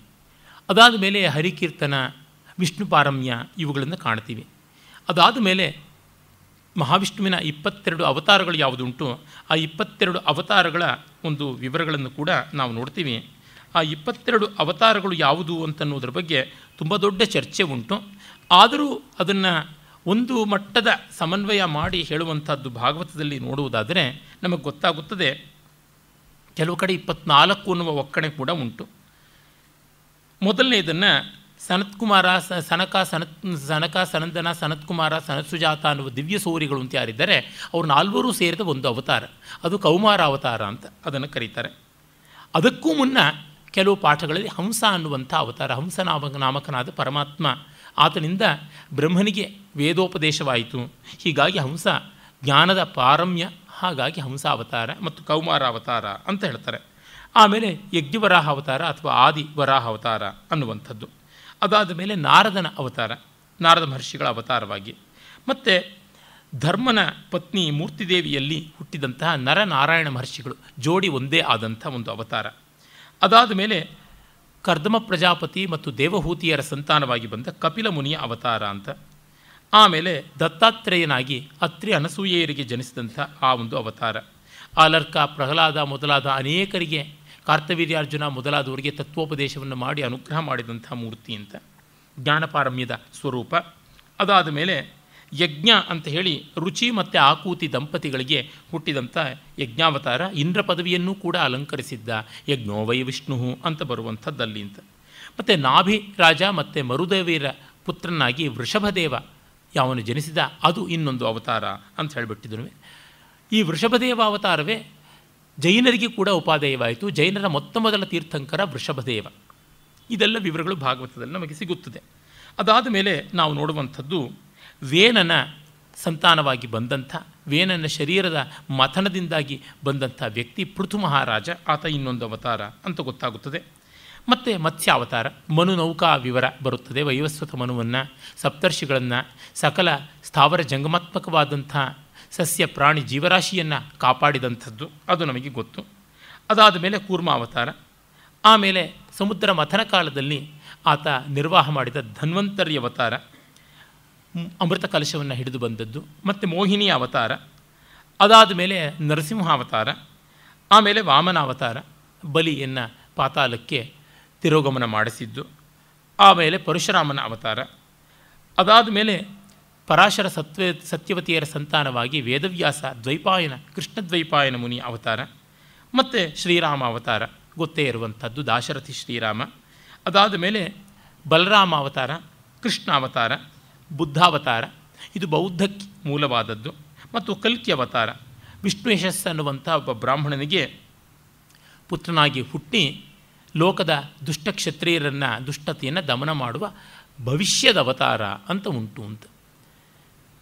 ಇಲ್ಲಿ ನಮಗೆ ಗೊತ್ತಾಗುತ್ತದೆ ವಿಷ್ಣುವಿನ ಅನೇಕ ಅವತಾರಗಳನ್ನು ಈ ಹೊತ್ತು ನಾವು 10 ಅವತಾರ ಅಂತ ನೋಡುವ ಪಟ್ಟಿಗಿಂತಲೂ ಹಿಂದೂ ಮುಂದೂ ಎಲ್ಲ ಆಗಿರುವುದನ್ನು ಕಾಣ್ತೀವಿ. ಈ 10 ಅವತಾರಗಳ ಪಟ್ಟಿ ಅನ್ನೋದನ್ನು ನಾವು ನೋಡೋದೇ ಮೊದಲ ಬಾರಿಗೆ ಐತಿಹಾಸಿಕವಾಗಿ ಕ್ಷೇಮೇಂದ್ರನ ದಶಾವತಾರ ಚರಿತ ಮಹಾಕಾವ್ಯದಲ್ಲಿ. ಮತ್ತು ಭಾಗವತದಲ್ಲಿ ನಾವು ನೋಡುವಂತೆ ಈ ಒಂದು ಮಹಾವಿಷ್ಣುವಿನ ಅವತಾರ ಯಾವುದುಂಟು, ಈ ಅವತಾರಗಳ ಒಂದು ಪಟ್ಟಿಯಲ್ಲಿ ಜೈನ ಬೌದ್ಧ ಇವೆಲ್ಲವೂ ಕೂಡ ಬರ್ತಾ ಇವೆ. ಹೀಗಾಗಿ ಸನಾತನ ಧರ್ಮವೇ ಜೈನ ಬೌದ್ಧಕ್ಕೆ ಮೂಲ ಅಂತ ನಾವು ಸ್ಪಷ್ಟ ಮಾಡಿಕೊಳ್ಳಬಹುದು. ತುಂಬ ಜನ ಪ್ರಾಚೀನರು ಅದನ್ನು ಒಪ್ಪಿಕೊಂಡಿದ್ದರು, ಆದರೆ ಅದೊಂದು ಬೇರೆ ರೂಪದಲ್ಲಿ ಒಪ್ಪಿಕೊಂಡ್ರು. ಪ್ರಾಚೀನ ಸಾಂಪ್ರದಾಯಿಕ ವಿದ್ವಾಂಸರು ಜೈನ ಬೌದ್ಧಕ್ಕೂ ಇದು ಮೂಲ ಅನ್ನುವಾಗ ಅದು ಲೋಕ ಪ್ರತಾರಣಕ್ಕಾಗಿ ಬಂದದ್ದು, ಲೋಕ ವಂಚನೆಗಾಗಿ ಜೈನ ಬೌದ್ಧ ಬಂದದ್ದು ಅನ್ನುವ ಅರ್ಥ ಹೇಳ್ತಾರೆ. ಅದು ಅಷ್ಟು ತರ್ಕ ಶುದ್ಧವಲ್ಲ. ಅವರು ಪ್ರಾಮಾಣಿಕವಾಗಿಯೇ ಮಾಡಿದ್ದು, ಲೋಕವಂಚನೆಗಾಗಿ ಏನೂ ಮಾಡಲಿಲ್ಲ. ಅದು ಯುಕ್ತವೋ ಅಯುಕ್ತವೋ ಬೇರೆ. ಇವರು ಹೇಳ್ತಾರೆ, ಅವರು ಇವ್ರ ಬಗ್ಗೆ ಹೇಳ್ತಾರೆ, ಸನಾತನಿಗಳ ಬಗ್ಗೆ ನೀವು ಲೋಕವಂಚನೆ ಮಾಡಿದ್ರಿ ಅಂತ. ಅದು ಹೇಳ್ತಾರಲ್ಲ, ತ್ರಯಿ ಭಸ್ಮಾವಕುಂಠನಂ ಇವೆಲ್ಲ ಬ್ರಾಹ್ಮಣನಾಂ ಜೀವಿಕೇತ್ಯಾಹ ಬೃಹಸ್ಪತಿ ಅಂತೆಲ್ಲ ನಮ್ಮ ಚಾರ್ವಾಕ ಸೂತ್ರಗಳಲ್ಲಿ ಬರುತ್ತೆ. ವಿಭೂತಿ ಬಳಕೊಳ್ತಕ್ಕಂಥದ್ದು, ವೇದ ಓದ್ತಕ್ಕಂಥದ್ದು, ರುದ್ರಾಕ್ಷ ಹಾಕ್ಕೊಳ್ಳೋದು, ಇವೆಲ್ಲ ಬ್ರಾಹ್ಮಣರಿಗೆ ಹೊಟ್ಟೆಪಾಡಾಗಿ ಬಂದಿರತಕ್ಕಂಥ ವಂಚನ ವಿದ್ಯೆ ಅಂತ. ಹೀಗೆ ಅವರು ಇವರು ಎಲ್ಲರೂ ಬೈಕೊಳ್ತಾ ಕೂತ್ಕೊಂಡ್ರೆ ನಿಸ್ತಾರ ಎಲ್ಲಿ? ಆದ್ದರಿಂದ ಜೈನ ಬೌದ್ಧರು ಕೂಡ ಪ್ರಾಮಾಣಿಕವಾಗಿ ತಮ್ಮ ತಮ್ಮ ಸತ್ಯಾನ್ವೇಷಣೆಯ ಫಲವಾದ ವಿವರಗಳನ್ನು ಹೇಳಿದರು. ಅದು ಎಷ್ಟರ ಮಟ್ಟಿಗೆ ಸತ್ಯಕ್ಕೆ ಹತ್ತಿರ ಅಲ್ಲ, ಅನುಭವ ನಿಷ್ಠ ಅಲ್ಲ ಅನ್ನೋದನ್ನು ಅವರವರು ತೀರ್ಮಾನ ಮಾಡಬೇಕು. ನನ್ನನ್ನು ತುಂಬ ಜನ ಕೇಳ್ತಾರೆ, ಇದೇ ವೇದಿಕೆಯಲ್ಲೂ ಕೇಳಿದ್ದಾರೆ, ಯಾವುದು ಸರಿ ಅಂತ, ನಿಮಗೆ ಯಾವುದು ಸರಿ ಅಂತ. ನನಗೆ ಯಾವುದು ಸರಿ ಅಂತ ನಾನು ಹೇಳಬಲ್ಲೆ, ಆದರೆ ಯಾವುದು ಸರಿಯೇ ಸರಿಯಾಗಿದೆ ಅಂತ ಹೇಳಿಬಿಟ್ಟು ಸಾಬೀತು ಮಾಡಿ ತೋರಿಸೋದಕ್ಕೆ ಸಾಧ್ಯವ? ಅನುಭವ ವೇದ್ಯವಾದಂಥದ್ದು. ನವರತ್ನ ರಾಮರಾಯರಿಗೆ ಒಬ್ಬರು ವ್ಯಾಸಮೂರ್ತಾಚಾರ್ಯರು ಅಂತ ಚಿಕ್ಕಪ್ಪನವರು ಇದ್ದರು. ಅವರು ಶಾಸ್ತ್ರಾದಿಗಳನ್ನು ಚೆನ್ನಾಗಿ ಅಭ್ಯಾಸ ಮಾಡಿದರು. ಬೈಬಲ್, ಕುರಾನ್ ಇತ್ಯಾದಿಗಳನ್ನು ಇಂಗ್ಲೀಷ್ನ ಅನುವಾದದ ಮೂಲಕ ನವರತ್ನ ರಾಮರಾಯರಿಂದ ಓದಿಸಿ ಕೇಳಿಕೊಂಡಿದ್ದರಂತೆ. ಅವರು ತುಂಬ ಸಾಂಪ್ರದಾಯಿಕರು, ಕರ್ಮಠರು, ಸದಾಚಾರಿಗಳು. ಅವರು ಕೇಳಿದ್ರಂತೆ ನವರತ್ನ ರಾಮರಾಯರು, ಅವರಿಗೆ ಇದರಲ್ಲೆಲ್ಲ ಏನೂ ಅಂಥ ನಂಬಿಕೆ ಇಲ್ಲ, ಮತಾಚಾರ ಇತ್ಯಾದಿಗಳೆಲ್ಲ. ಅವರು ಆಧುನಿಕರು, ಡಿ ವಿ ಜಿಯವರ ಹಿರಿಯ ಸಮಕಾಲೀನರು. ಆಗ ನಿಮಗೆ ಯಾವುದು ಸತ್ಯ ಅನಿಸುತ್ತೆ ಅಂತ. ಸತ್ಯ ಏನು ಎಂಬುದು ಶ್ರೀಹರಿಗೆ ಗೊತ್ತು, ಅರೆ ನನಗೆ ಶ್ರೀಮದಾಚಾರ್ಯರು ಮಾತನಾಗ ಸಮಾಧಾನ ಸಿಕ್ಕ್ಯದ ಅಂತಂದ್ರಂತೆ. ಇದು ನಿಜವಾದ ಮಾತು ಅಂತ ನನಗನ್ನಿಸುತ್ತದೆ. ಸತ್ಯ ಯಾವುದೋ, ಆದರೆ ನಮಗೆ ಎಲ್ಲಿ ಸಮಾಧಾನ ಸಿಕ್ತು ಅದನ್ನು ನಾವು ಹೇಳೋಣ. ನನಗೆಲ್ಲಿ ಸಮಾಧಾನ ಸಿಕ್ತು, ಇಲ್ಲಿ ಈ ಕಾರಣದಿಂದ ಸಮಾಧಾನ ಇಲ್ಲ, ಇಲ್ಲಿ ಈ ಕಾರಣದಿಂದ ಹೊಂದಾಣಿಕೆ ಇಲ್ಲ. ನಿಮಗೆ ಸಮಾಧಾನ ಸಿಕ್ಕಿದರೆ ಸಂತೋಷ. ಒಬ್ಬನಿಗೆ ಸಮಾಧಾನ ಸಿಕ್ಕಿದ ಮುಖ್ಯ ಲಕ್ಷಣ ಏನಂದರೆ ಮಿಕ್ಕವರ ಸಮಾಧಾನವನ್ನು ಹುಡುಕೊಂಡು ಹೋಗಿ ಕೆಡಿಸದೇ ಇರೋದು. ಆಮೇಲೆ ತನಗಿರುವ ಸಮಾಧಾನವನ್ನು, ಆ ಮೂಲಕ ತನಗೆ ಬಂದ ಪರಿಪಾಕದಿಂದ ಉಂಟಾಗುವ ಲೋಕಪ್ರೀತಿ ಯಾವುದಿದೆ, ಜೀವ ಸಹಾನುಭೂತಿ ಯಾವುದಿದೆ, ಜೀವ ಕಾರುಣ್ಯ ಯಾವುದಿವೆ, ಅದನ್ನೆಲ್ಲ ತಾನಾಗಿ ಅಪ್ರಯತ್ನವಾಗಿ ಪ್ರತಿಬಿಂಬಿಸ್ತಕ್ಕಂಥದ್ದು. It should be natural radiance, natural emission. ಹಾಗೆ ಆಗಬೇಕು, ತನ್ನಂತೆ ತಾನೇ ಬರಬೇಕು. ಅದು ಆದಲ್ಲಿ ಮಾತ್ರ ಅವನಿಗೆ ತತ್ವ ಪ್ರೀತಿ ಇದೆ ಅಂತ ಹೇಳ್ಬೋದೇ ಹೊರತು, ಹಾಗಲ್ಲದೆ ಜಗತ್ತಿನ ಮೇಲೆಲ್ಲ ವಾಕ್ಯಾರ್ಥ ಮಾಡ್ತೇನೆ ಅಂತ ಹೇಳಿಬಿಟ್ಟಿದೂ ದೊಡ್ಡ ದಂಡಿಯಾತ್ರೆ ಪರಶುರಾಮ ಮಾಡದಂತೆ ಹೊರಟೆ ಅದು ಏನೂ ಇಲ್ಲ. ಯಾಕೆಂದರೆ ಇದು ಪೂರ್ಣವಾಗಿ ಅಂತರಂಗ ವೇದ್ಯವಾದಂಥದ್ದು. ಈ ದೃಷ್ಟಿಯಿಂದ ನೋಡಿದಾಗ ನಮಗೆ ಚೆನ್ನಾಗಿ ತಿಳಿಯುತ್ತದೆ ಅವತಾರಾದಿಗಳಲ್ಲಿ ಜೈನ ಬೌದ್ಧ ಎಲ್ಲವನ್ನೂ ಕೂಡ ಇಟ್ಟುಕೊಂಡಿದ್ದಾರೆ. ನಮ್ಮ ಸಾಂಪ್ರದಾಯಿಕರು ಅಂತ ನಿಜವಾದ ಅರ್ಥದಲ್ಲಿ ಯಾರನ್ನು ಹೇಳ್ತೀವಿ ಅವರು ತುಂಬ ದೊಡ್ಡವರು. ನಮ್ಮ ಋಷಿಗಳು ದೊಡ್ಡವರು, ನಾವು ದೊಡ್ಡವರು ಅಂತ ಅವ್ರಿಗೆ ಹೇಳೋ ಸರ್ಟಿಫಿಕೇಟು ನಾವು ಕೊಡೋದು ಅನುಚಿತ ಅಹಂಕಾರ. ಅವರು ದೊಡ್ಡವರು, ಅವರು ಸಹಜವಾಗಿ ದೊಡ್ಡವರಾಗಿದ್ದಾರೆ. ಅದನ್ನು ಒಪ್ಪಿಕೊಂಡ್ರೆ ನಾವು ಉದ್ಧಾರವಾಗ್ತೀವಿ, ಇನ್ಯಾವುದೂ ಅಲ್ಲ. ಔಪನಿಷದ ದರ್ಶನವೇ ಎಲ್ಲ ಭಾರತದ ಎಲ್ಲ ರೀತಿಯಾದ ಆಸ್ತಿಕ, ನಾಸ್ತಿಕ, ಶೈವ, ವೈಷ್ಣವ ಮೊದಲಾದ ಸಕಲ ದರ್ಶನಗಳಿಗೂ ಮೂಲವಾದದ್ದು ಅನ್ನೋದ್ರೊಳಗೆ ಸಂದೇಹ ಕಾಣೋದಿಲ್ಲ. ಹೀಗೆ ಆ ಅವತಾರಗಳ ಬಗೆಗೆ ಕಾಣ್ತೀವಿ. ಅದಾದ ಮೇಲೆ ಜೀವೇಶ್ವರ ಸ್ವರೂಪವನ್ನು ಕುರಿತು ನಾವು ನೋಡ್ತೀವಿ. ಇದೆಲ್ಲ ಪ್ರಾಯಿಕವಾಗಿ ಶಾಂಕರಾದ್ವೈತ ಅಂತ ಏನು ಹೇಳುತ್ತದೆ ಉಪನಿಷತ್ ದರ್ಶನ ಅದರಂತೆಯೇ ಬರುತ್ತದೆ. ಅದಾದ ಮೇಲೆ ವ್ಯಾಸರಿಗೆ ಮಹಾಭಾರತವನ್ನು ಬರೆದು ಸಮಾಧಾನ ಉಂಟಾಗಲಿಲ್ಲ ಅಂತ ನಾರದರನ್ನು ಕೇಳಿದಾಗ ಅಲ್ಲಿ ಕೃಷ್ಣನ ಕೀರ್ತನೆ, ವಿಷ್ಣುವಿನ ಸಂಕೀರ್ತನೆ ಆಗಲಿಲ್ಲ ಪೂರ್ಣ ಪ್ರಮಾಣದಿಂದ ಅಂತಂದಾಗ ಅದಕ್ಕಾಗಿ ಮತ್ತೆ ವಿಸ್ತೃತವಾದ ರೂಪದಲ್ಲಿ ವಿಷ್ಣುವಿನ ಸ್ತೋತ್ರವನ್ನು, ವಿಷ್ಣುವಿನ ಕೀರ್ತನೆಯನ್ನು, ವಿಷ್ಣುವಿನ ಗುಣ ಗಣ್ಯತೆಯನ್ನು ನಿರೂಪಣೆ ಮಾಡ್ತೀನಿ ಅಂತ ಹೇಳಿ ಹೊರಟು ಭಾಗವತವನ್ನು ರಚನೆ ಮಾಡಿದ್ದು ಅಂತ ಗೊತ್ತಾಗುತ್ತದೆ. ಆಗಲೇ ಈ ಭಾಗವತದ ಮೂಲ ಕಾರಣವಾಗುವ ಪರೀಕ್ಷಿತ್ ಯಾವನು ಶ್ರವಣ ಮಾಡಿದವನು, ಪರೀಕ್ಷಿತನ ಜನನ, ಅಶ್ವತ್ಥಾಮ ನಿಷ್ಪಾಂಡವ ಮಸ್ತು ಅಂತ ಐಶಿಕಾಸ್ತ್ರ ಅಥವಾ ಬ್ರಹ್ಮಶಿರೋಸ್ತ್ರ ಬಿಟ್ಟದ್ದು, ಉತ್ತರೆ ಗರ್ಭವನ್ನು ಹಾಳು ಮಾಡೋಕ್ಕೆ ನೋಡಿದ್ದು, ಕೃಷ್ಣ ಬದುಕಿಸಿದ್ದು, ಅಶ್ವತ್ಥಾಮನನ್ನು ಪಾಂಡವರು ಹೆಡೆಮುರಿ ಕಟ್ಟಿ ಕೊಲ್ಲಬೇಕು ಅಂತ ನೋಡಿದ್ದು, ಇವುಗಳೆಲ್ಲ ಬರುತ್ತದೆ. ಇಲ್ಲಿ ಭಾಗವತದ ಹಲವು ವಿವರಗಳು ಮಹಾಭಾರತದ ವಿವರಗಳ ಜೊತೆಗೆ ಭಿನ್ನಯಿಸುತ್ತವೆ. ಯಾವುದನ್ನು ಪ್ರಮಾಣವಾಗಿ ತೆಗೆದುಕೊಳ್ಳಬೇಕು? ಮಧ್ವಾಚಾರ್ಯರು ಸ್ಪಷ್ಟವಾಗಿ ಹೇಳ್ತಾರೆ ಮಹಾಭಾರತ ತಾತ್ಪರ್ಯ ನಿರ್ಣಯದಲ್ಲಿ, ಭಾಗವತಕ್ಕಿಂತ ಮಹಾಭಾರತವನ್ನು ಪ್ರಮಾಣವಾಗಿ ತಗೊಳ್ಬೇಕು ಅಂತ. ಅವರು ಚೆನ್ನಾಗಿರುವ ಯುಕ್ತಿಗಳನ್ನು ಕೂಡ ಕೊಡ್ತಾರೆ. ಸಣ್ಣ ಪುಟ್ಟ ವ್ಯತ್ಯಾಸಗಳು, ತುಂಬ ದೊಡ್ಡ ಕೇಂದ್ರದ ವ್ಯತ್ಯಾಸಗಳು ಅಲ್ಲ, ಆದರೆ ಇಂಥವನ್ನು ಎಷ್ಟೋ ಜನ ಓದುವಾಗ ಕನ್ಫ್ಯೂಸ್ ಆಗ್ತಾರೆ. ಅದಕ್ಕೋಸ್ಕರವಾಗಿ ಮಧ್ವಾಚಾರ್ಯರು ಆ ರೀತಿಯಾದ ಒಂದು ಸಮನ್ವಯ ಮಾಡಿದ್ದಾರೆ. ಉದಾಹರಣೆಗೆ ದ್ರೌಪದಿ ಅಶ್ವತ್ಥಾಮನನ್ನು ಕೊಲ್ಲಬೇಡಿ ಅಂತ ಬೇಡಿಕೊಳ್ಳೋದು ಭಾಗವತದಲ್ಲಿ ಬರುತ್ತದೆ, ಮಹಾಭಾರತದಲ್ಲಿ ಬರೋಲ್ಲ. ಪಾಂಡವರಿಗೆ ಹೇಳ್ತಾಳೆ, ಅವನ ತಾಯಿ ಕೃಪಿ ಬದುಕಿದ್ದಾಳೆ, ಒಬ್ಬನೇ ಮಗ ಅವನು ಇರಲಿ ಅಂತ, ಇಲ್ಲವಾದರೆ ಗಂಡನ ಜೊತೆ ದ್ರೋಣನ ಜೊತೆ ಸಹಗಮನ ಮಾಡ್ತಾ ಇದ್ಲು, ನನಗುಂಟಾದ ಪುತ್ರಶೋಕ ಅವಳಿಗೆ ಉಂಟಾಗುವುದು ಬೇಡ ಅಂತ ದ್ರೌಪದಿ ಹೇಳ್ತಾಳೆ. ಈ ಒಂದು ವಸ್ತುವನ್ನೇ ಇಟ್ಟುಕೊಂಡು ಕುಮಾರವ್ಯಾಸ ಕೊಲ್ಲಬಾರದ ಕಟಿ ಗುರುಪುತ್ರನನ್ನು ಅಂತಲೇ ಪದ್ಯ ಬರೆದು ಬಿಡ್ತಾನೆ. ಅಂದರೆ ಭಾಗವತದ ಒಂದು ವರ್ಷನ್ನು ಕುಮಾರವ್ಯಾಸನಿಗೆ ಇಷ್ಟವಾಗಿತ್ತು ಅಂತ ಗೊತ್ತಾಗುತ್ತದೆ. ಅಂದರೆ ಮಹಾಭಾರತದಲ್ಲಿ ಹಾಗಿಲ್ಲ. ಅದೇ ರೀತಿಯಲ್ಲಿ ವಿದುರ ತೀರ್ಥಯಾತ್ರೆಗೆ ಹೊರಟ ಅನ್ನುವಂಥ ವಿವರಗಳು ಮಹಾಭಾರತದಲ್ಲಿ ಬರೋಲ್ಲ, ಇಲ್ಲಿ ಬರ್ತದೆ.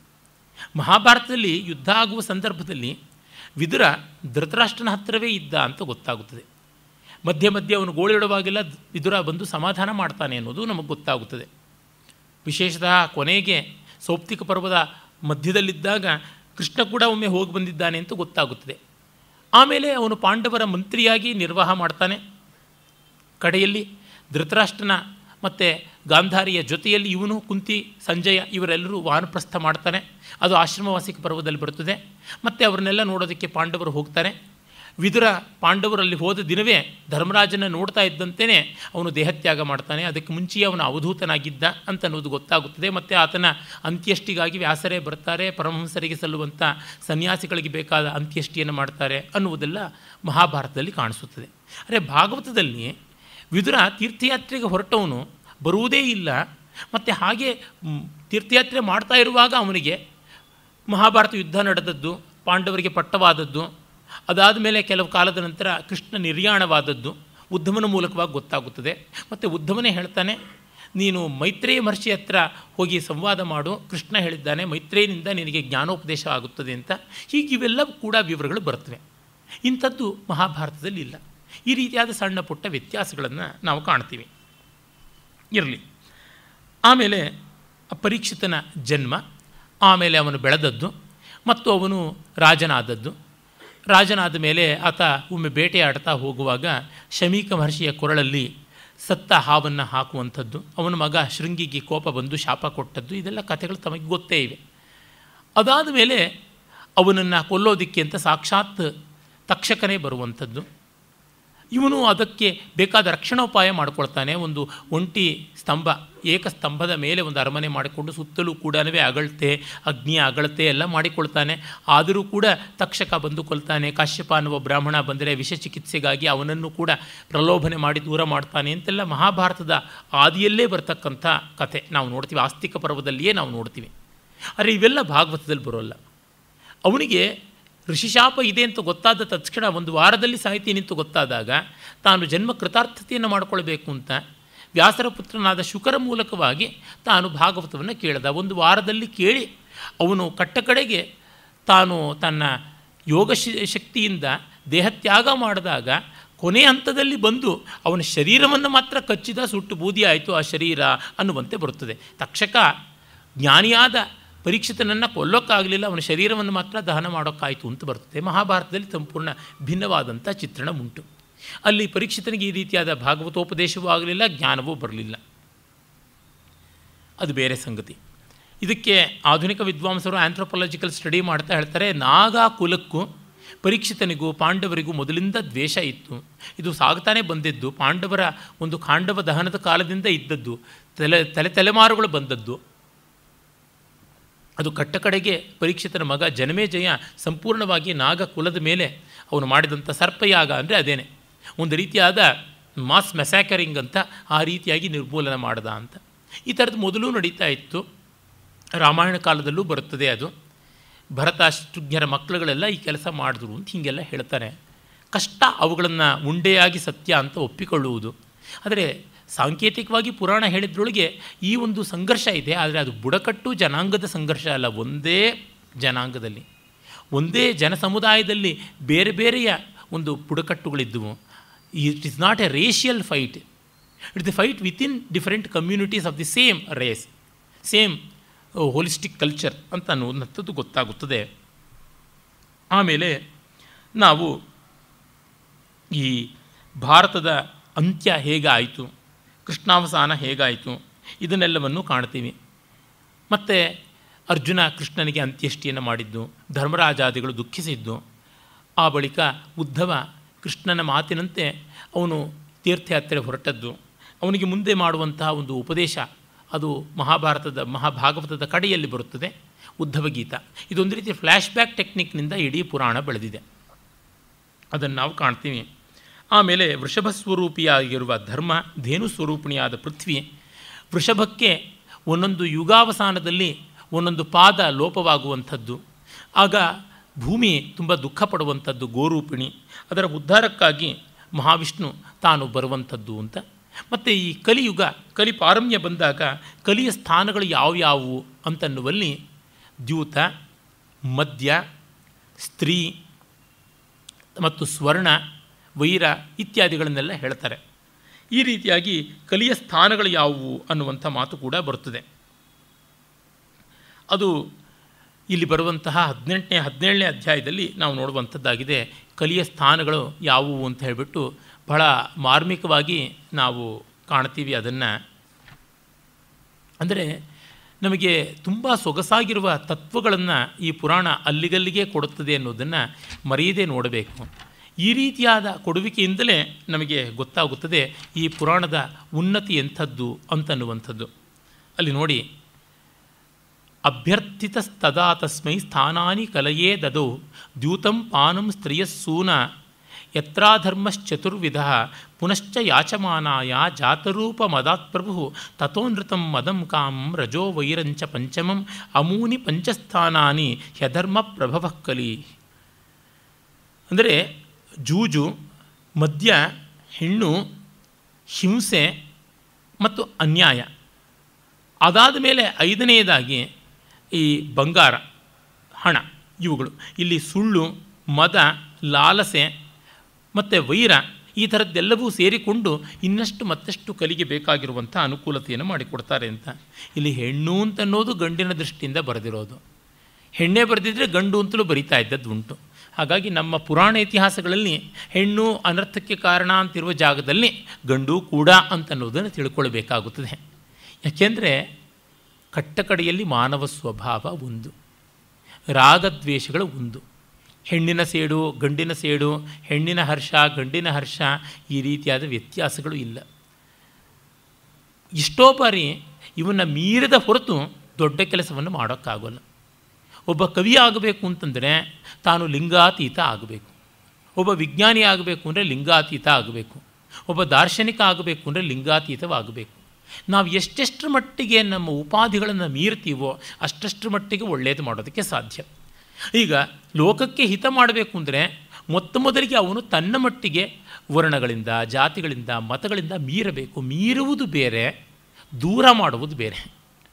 ನಮ್ಮಲ್ಲಿ ತುಂಬ ತಪ್ಪಿನ ತಿಳುವಳಿಕೆ ಏನಂದರೆ ದೂರ ಮಾಡುವುದೇ ಮೀರುವುದು ಅಂತ ಮಾಡ್ಕೊಂಡಿದ್ದಾರೆ. ಅಂತರಂಗದಲ್ಲಿ ಬೆಚ್ಚಗೆ ಅವೆಲ್ಲ ಇರುತ್ತೆ. ಈಗ ನೋಡಿ, ಆಧುನಿಕ ನಗರ ಜೀವನದಲ್ಲಿ ಯಾವ ಜಾತಿಯೂ ಪ್ರತ್ಯೇಕವಾಗಿ ತೋರುವಂತೆ ಅದರ ವಿಶಿಷ್ಟತೆಗಳನ್ನು ಉಳಿಸಿಕೊಂಡಿಲ್ಲ. ಆದರೆ ಆ ಜಾತಿಯ ರಾಜಕೀಯ, ಆ ಜಾತಿಯ ಮಸಲತ್ತು, ತಂತ್ರ ಮಾತ್ರ ಯಥೇಷ್ಟವಾಗಿ ಇವೆ. ಈಗ ಎಲೆಕ್ಷನ್ನಲ್ಲಿ ನಿಮಗೆ ಗೊತ್ತಾಗ್ಬಿಡುತ್ತದೆ ಯಾವ್ಯಾವ ಕಾನ್ಸ್ಟಿಟ್ಯೂನ್ಸಿಯಲ್ಲಿ ಯಾವ್ಯಾವ ಜಾತಿ, ಯಾವ್ಯಾವ ಮತದವ್ರದ್ದು ಸಂಖ್ಯೆ ಹೆಚ್ಚಿದೆ, ಎಲ್ಲ ಪಾರ್ಟಿನವರು ಆ ಜಾತಿಯವ್ರನ್ನೇ ನಿಲ್ಲಿಸ್ತಾರೆ. ಅಲ್ಲಿಯೇ ನಮಗೆ ಗೊತ್ತಾಗ್ತಾ ಇರ್ತದೆ. ಅಂದರೆ ಇವರಿಗೆ ಯಾವ ರೀತಿಯಾದ ಜಾತಿ ಮತಗಳದ್ದು ಆಚರಣೆ ಉಳಿದಿಲ್ಲ. ಒಳ್ಳೆಯದು ಉಳಿದಿಲ್ಲ, ಕೆಟ್ಟದ್ದು ಉಳಿದಿಲ್ಲ. ಆದರೆ ಕೆಟ್ಟದ್ದರ ರೀತಿ ಅಂತದ್ದೇನಿದೆ, ಸಂಕುಚಿತವಾದದ್ದು, ಅದು ಮಾತ್ರ ಉಳ್ಕೊಂಡಿದೆ. ಇವುಗಳನ್ನು ಮೀರುವುದು ಬೇರೆ, ಅತೀತನಾಗೋದು ಬೇರೆ, ಇವುಗಳನ್ನು ದೂರ ಇಡೋದು ಬೇರೆ. ದೂರ ಇಟ್ಟರಾಗಲೂ ಅಂತರಂಗದಲ್ಲಿ ಅದು ಇದ್ದೇ ಇರ್ತದೆ. ಈಗ ಎಷ್ಟೋ ಜನ ನಮ್ಮ ಮಗಳು ಬೇರೆ ಜಾತಿಯನ್ನು ಮದುವೆ ಮಾಡಿಕೊಂಡು ದೂರ ಇಟ್ವಿ ಅಂತಾನೆ. ಆದರೆ ಅಂತರಂಗದಲ್ಲಿ ದಿವಸ ಮಗಳಿಲ್ವಲ್ಲ ಅಂತ ಬೇಸರ, ಒಂದಷ್ಟು ಬೈಗಳು ಅದು ನಡೀತಾ ಇರ್ತದೆ. ಹಾಗಿದ್ದಾಗ ದೂರ ಇಟ್ಟದ್ದೇನು ಮನಸ್ಸಲ್ಲಿ ಅದು ಅಂಟುಕೊಂಡಿದೆ ಅಂತಂದರೆ ಅದೇ ಆಗಿರುವುದು. ರಾಮಕೃಷ್ಣರ ಕಥೆ ಒಂದು ಇದೆಯಲ್ವ, ಕಾಮಿನಿ ಕಾಂಚನ ಪರಿತ್ಯಾಗ ಮಾಡಬೇಕು ಅಂತ ಗುರುಗಳೊಬ್ಬರು ಹೇಳಿದರೆ ಶಿಷ್ಯರಿಬ್ಬರಿಗೆ, ಇಬ್ಬರು ಒಪ್ಕೊಂಡು ಬಂದರು. ದಾರಿಯಲ್ಲಿ ಒಬ್ಬ ಹುಡುಗ ತನ್ನ ಕೈಯಲ್ಲಿದ್ದಂಥ ಬಂಗಾರದ ಕಡಗನ್ನೊಬ್ಬ ಕಳ್ಳ ಅಪಹರಿಸಿಕೊಂಡು ಹೋದ ಅಂತ ಹತ್ತಿರ ಇನ್ನೊಬ್ಬ ದೂರ ಅದು ಬಂಗಾರ ಅಂದರೆ ಇನ್ನೊಬ್ಬ ಇಲ್ಲ ಪಾಪ ಅವನಿಗೆ ತೊಂದರೆ ಆಗಿದೆ ಅಂತ ಬೆನ್ನಟ್ಟಿಕೊಂಡು ಹೋಗಿ ಆ ಕಳ್ಳನಿಂದ ಅದನ್ನು ಬಿಡಿಸಿಕೊಂಡು ಬಂದು ಇವನ ಕೈ ಕೊಟ್ಟ. ಓ ಕಾಂಚನ ಸ್ಪರ್ಶ ಮಾಡಿದಿ ಪಾಪಿ ಅಂತ. ಇನ್ನೊಂದು ಸ್ವಲ್ಪ ದೂರ ಹೋದಾಗ ಒಬ್ಬ ತರುಣಿ ಪಾಪ ಒಂದು ಸಣ್ಣ ಕಾಲುವೆಯನ್ನು ದಾಟಲಾಗದೆ ಒದ್ದಾಡ್ತಾ ಇದ್ಲು. ಅವಳ ಕೈ ಹಿಡಿದು ನಡೆಸಿ ದಾಟಿಸ್ದ. ಓಹೋ, ಕಾಮಿನಿಯನ್ನು ಕೂಡ ಸ್ಪರ್ಶ ಮಾಡಿದೆ ಅಂತ. ಭಿಕ್ಷಾಟನೆ ಆಗಿ ಗುರುವಿನ ಹತ್ರಕ್ಕೆ ಬಂದಾಗ ಏನು ನಡೀತು ಅಂತಂದರೆ, ನೋಡಿ ಅವನು ಕಾಮಿನಿ ಕಾಂಚನ ಪರಿತ್ಯಾಗ ಮಾಡಬೇಕು ಅಂತ ನೀವು ಹೇಳಿದ ಹೊತ್ತಿಗೇನೆ ಎರಡನ್ನೂ ಸ್ಪರ್ಶ ಮಾಡಿದ್ದಾನೆ ಅಂತ. ಏನಪ್ಪ ಅಂದರೆ, ಯಾರೋ ಇಬ್ಬರು ಕಷ್ಟದಲ್ಲಿದ್ದರೂ ನಾನು ಗೊತ್ತಿದ್ದಷ್ಟು ಸಹಾಯ ಮಾಡಿದೆ, ಅಷ್ಟೇ ನನಗೆ ಗೊತ್ತಿರುವುದು ಅಂತ. ಇವನು ಮಾಡಿಲ್ಲ ಸ್ಪರ್ಶವನ್ನು, ನೀನು ಹೊತ್ತೇ ಇದೆಯಾ, ಇನ್ನು ಅವನು ಮಾಡಿ ಬಿಟ್ಟಾಯಿತು, ನೀನಿನ್ನೂ ತಲೆಯಲ್ಲಿ ಹೊತ್ತಿಲ್ಲ ಅಂತ ಹೇಳಿದ ಕಥೆ ಪ್ರಸಿದ್ಧ. ಈ ರೀತಿಯಲ್ಲಿ ಆಗುವಂಥದ್ದು.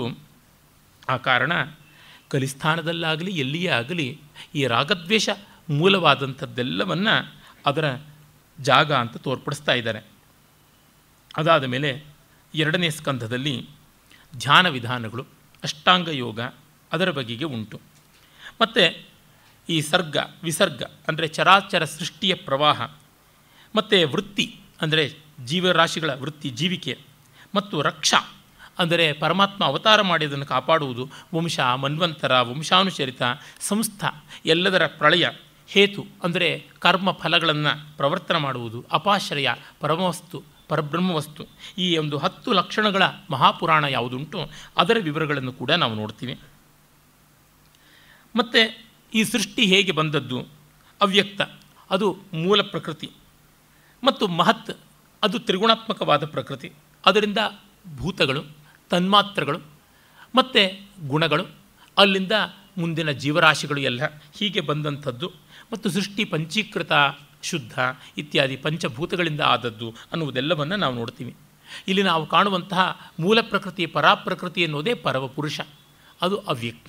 ಮಹತ್ತನ್ನುವಲ್ಲಿ ಅದು ಪರಮಾತ್ಮನಿಗೆ ಅಧೀನವಾದಂಥ ಮಾಯಾಶಕ್ತಿ, ಅದನ್ನು ಶ್ರೀ ಅಂತ ಶಕ್ತಿ ಅಂತ ಎಲ್ಲ ಕರೆಯುವಂಥದ್ದಾಗಿದೆ ಅಂತ ಗೊತ್ತಾಗುತ್ತದೆ. ಅದೆಲ್ಲದರ ವಿವರಗಳನ್ನು ನಾವು 2ನೇ ಸ್ಕಂಧದಲ್ಲಿ ನೋಡ್ತೀವಿ. 3ನೇ ಸ್ಕಂಧದಲ್ಲಿ ನಿರ್ಗುಣತ್ವಕ್ಕೆ ಗುಣತ್ವ ಹೇಗೆ ಬಂತು, ಅದು ಔಪಾಧಿಕವಾದದ್ದು, ಇದು ಸಾಪೇಕ್ಷವಾದದ್ದು ಅಂತನ್ನುವುದು.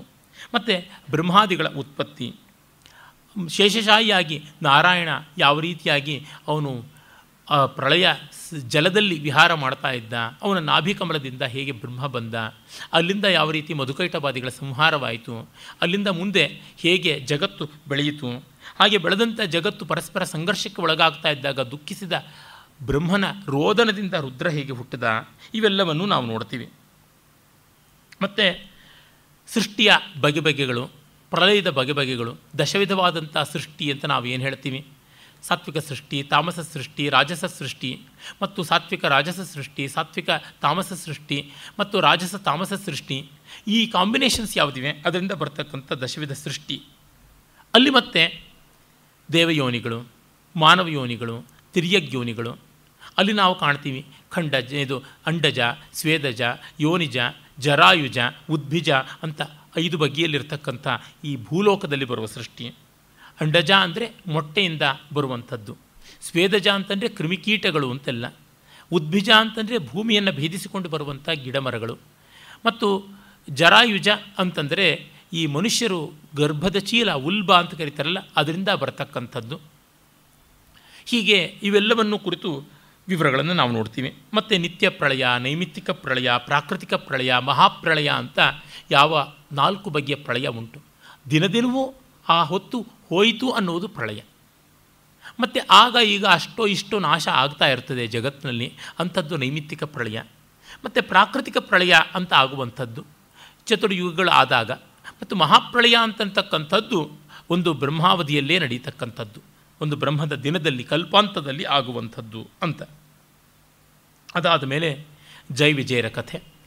ಜಯವಿಜಯರು ನಿತ್ಯಸೂರಿಗಳಾಗಿದ್ದವರಿಗೆ ಈ ಕೌಮಾರ ಅವತಾರಿಗಳಾದಂಥ ಸನಕಾದಿಗಳು ಶಾಪ ಕೊಡುವುದು, ದ್ವಿತೀಯ ಗರ್ಭದಲ್ಲಿ ಅವರು ಹುಟ್ಟುವುದು, ಹಿರಣ್ಯಕಶಿಪು ಹಿರಣ್ಯಾಕ್ಷ ಅಂತ ಆಗುವಂಥದ್ದು, ಅದನ್ನು ನಾವು ನೋಡ್ತೀವಿ. ಇದೇ ಹೊತ್ತಿನಲ್ಲಿ ಸ್ವಯಂಭೂಮನು, ಸ್ವಾರೋಚಿಷಮನು, ಔತ್ತಮಮನು, ತಾಮಸಮನು, ರೈವತಮನು, ಚಕ್ಷುಷಮನು, ವೈವಸ್ವತಮನು ಇವರುಗಳ ವಿವರಗಳು ಬರ್ತವೆ. ಮುಖ್ಯವಾಗಿ ಇಲ್ಲಿ ಸ್ವಯಂಭೂಮನುವಿನ ಸಂತಾನ, ಆಮೇಲೆ ವೈವಸ್ವತಮನು, ಈ ಇಬ್ಬರು ಮನುಗಳ ಅಂದರೆ ಮೊದಲನೆಯ ಮತ್ತು 7ನೆಯ ಮನುಗಳ ಸಂತಾನವನ್ನು ಇಲ್ಲಿ ವಿಸ್ತೃತವಾಗಿ ನಾವು ನೋಡ್ತೀವಿ.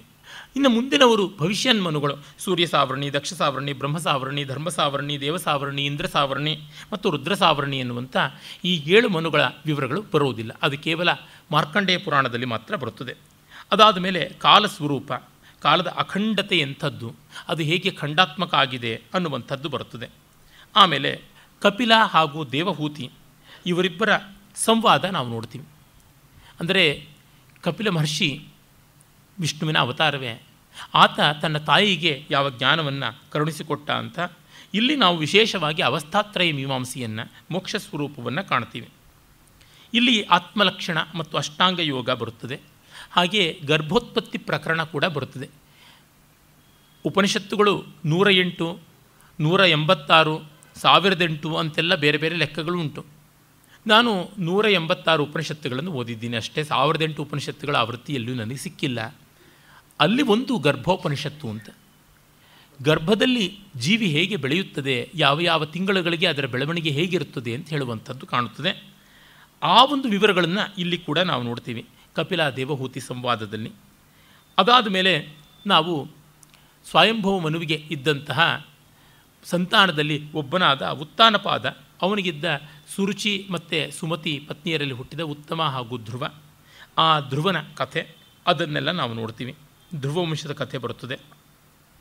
ಅದಾದ ಮೇಲೆ ಪೃಥುವಿನ ಚರಿತ್ರೆಯನ್ನು ನಾವು ನೋಡ್ತೀವಿ. ಮತ್ತು ಪುರಂಜನೋಪಾಖ್ಯಾನ ಅಂತ ನಾರದ ಪ್ರಾಚೀನ ಬರ್ಹಿಗೆ ಹೇಳಿದಂಥ ಒಂದು ಕಥಾನಕವಾಗಿ ಅದ್ಭುತವಾದ ಸಾಂಕೇತಿಕವಾದ ವಿವರ ಬರುತ್ತದೆ, ಅದನ್ನು ನಾವು ನೋಡ್ತೀವಿ. ಇವನ್ನೆಲ್ಲ ನಾನು ಮುಂದೆ ವಿಸ್ತರಿಸ್ತೀನಿ. ಮತ್ತು ದಕ್ಷಯಜ್ಞ ಅದರ ಕಥೆ ಕೂಡ ನಾವು ವಿಸ್ತೃತವಾಗಿ ನೋಡ್ತೀವಿ.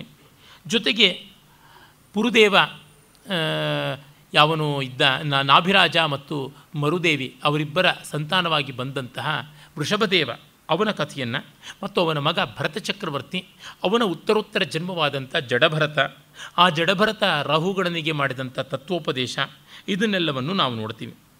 ಅದಾದ ಮೇಲೆ ಭುವನಕೋಶ ಅಂತ ಈ ಜಗತ್ತು ಎಂಥದ್ದು ಅಂತನ್ನುವ ಒಂದು ದೇಶಾತ್ಮಕವಾದ ವರ್ಣನೆ ಬರುತ್ತದೆ.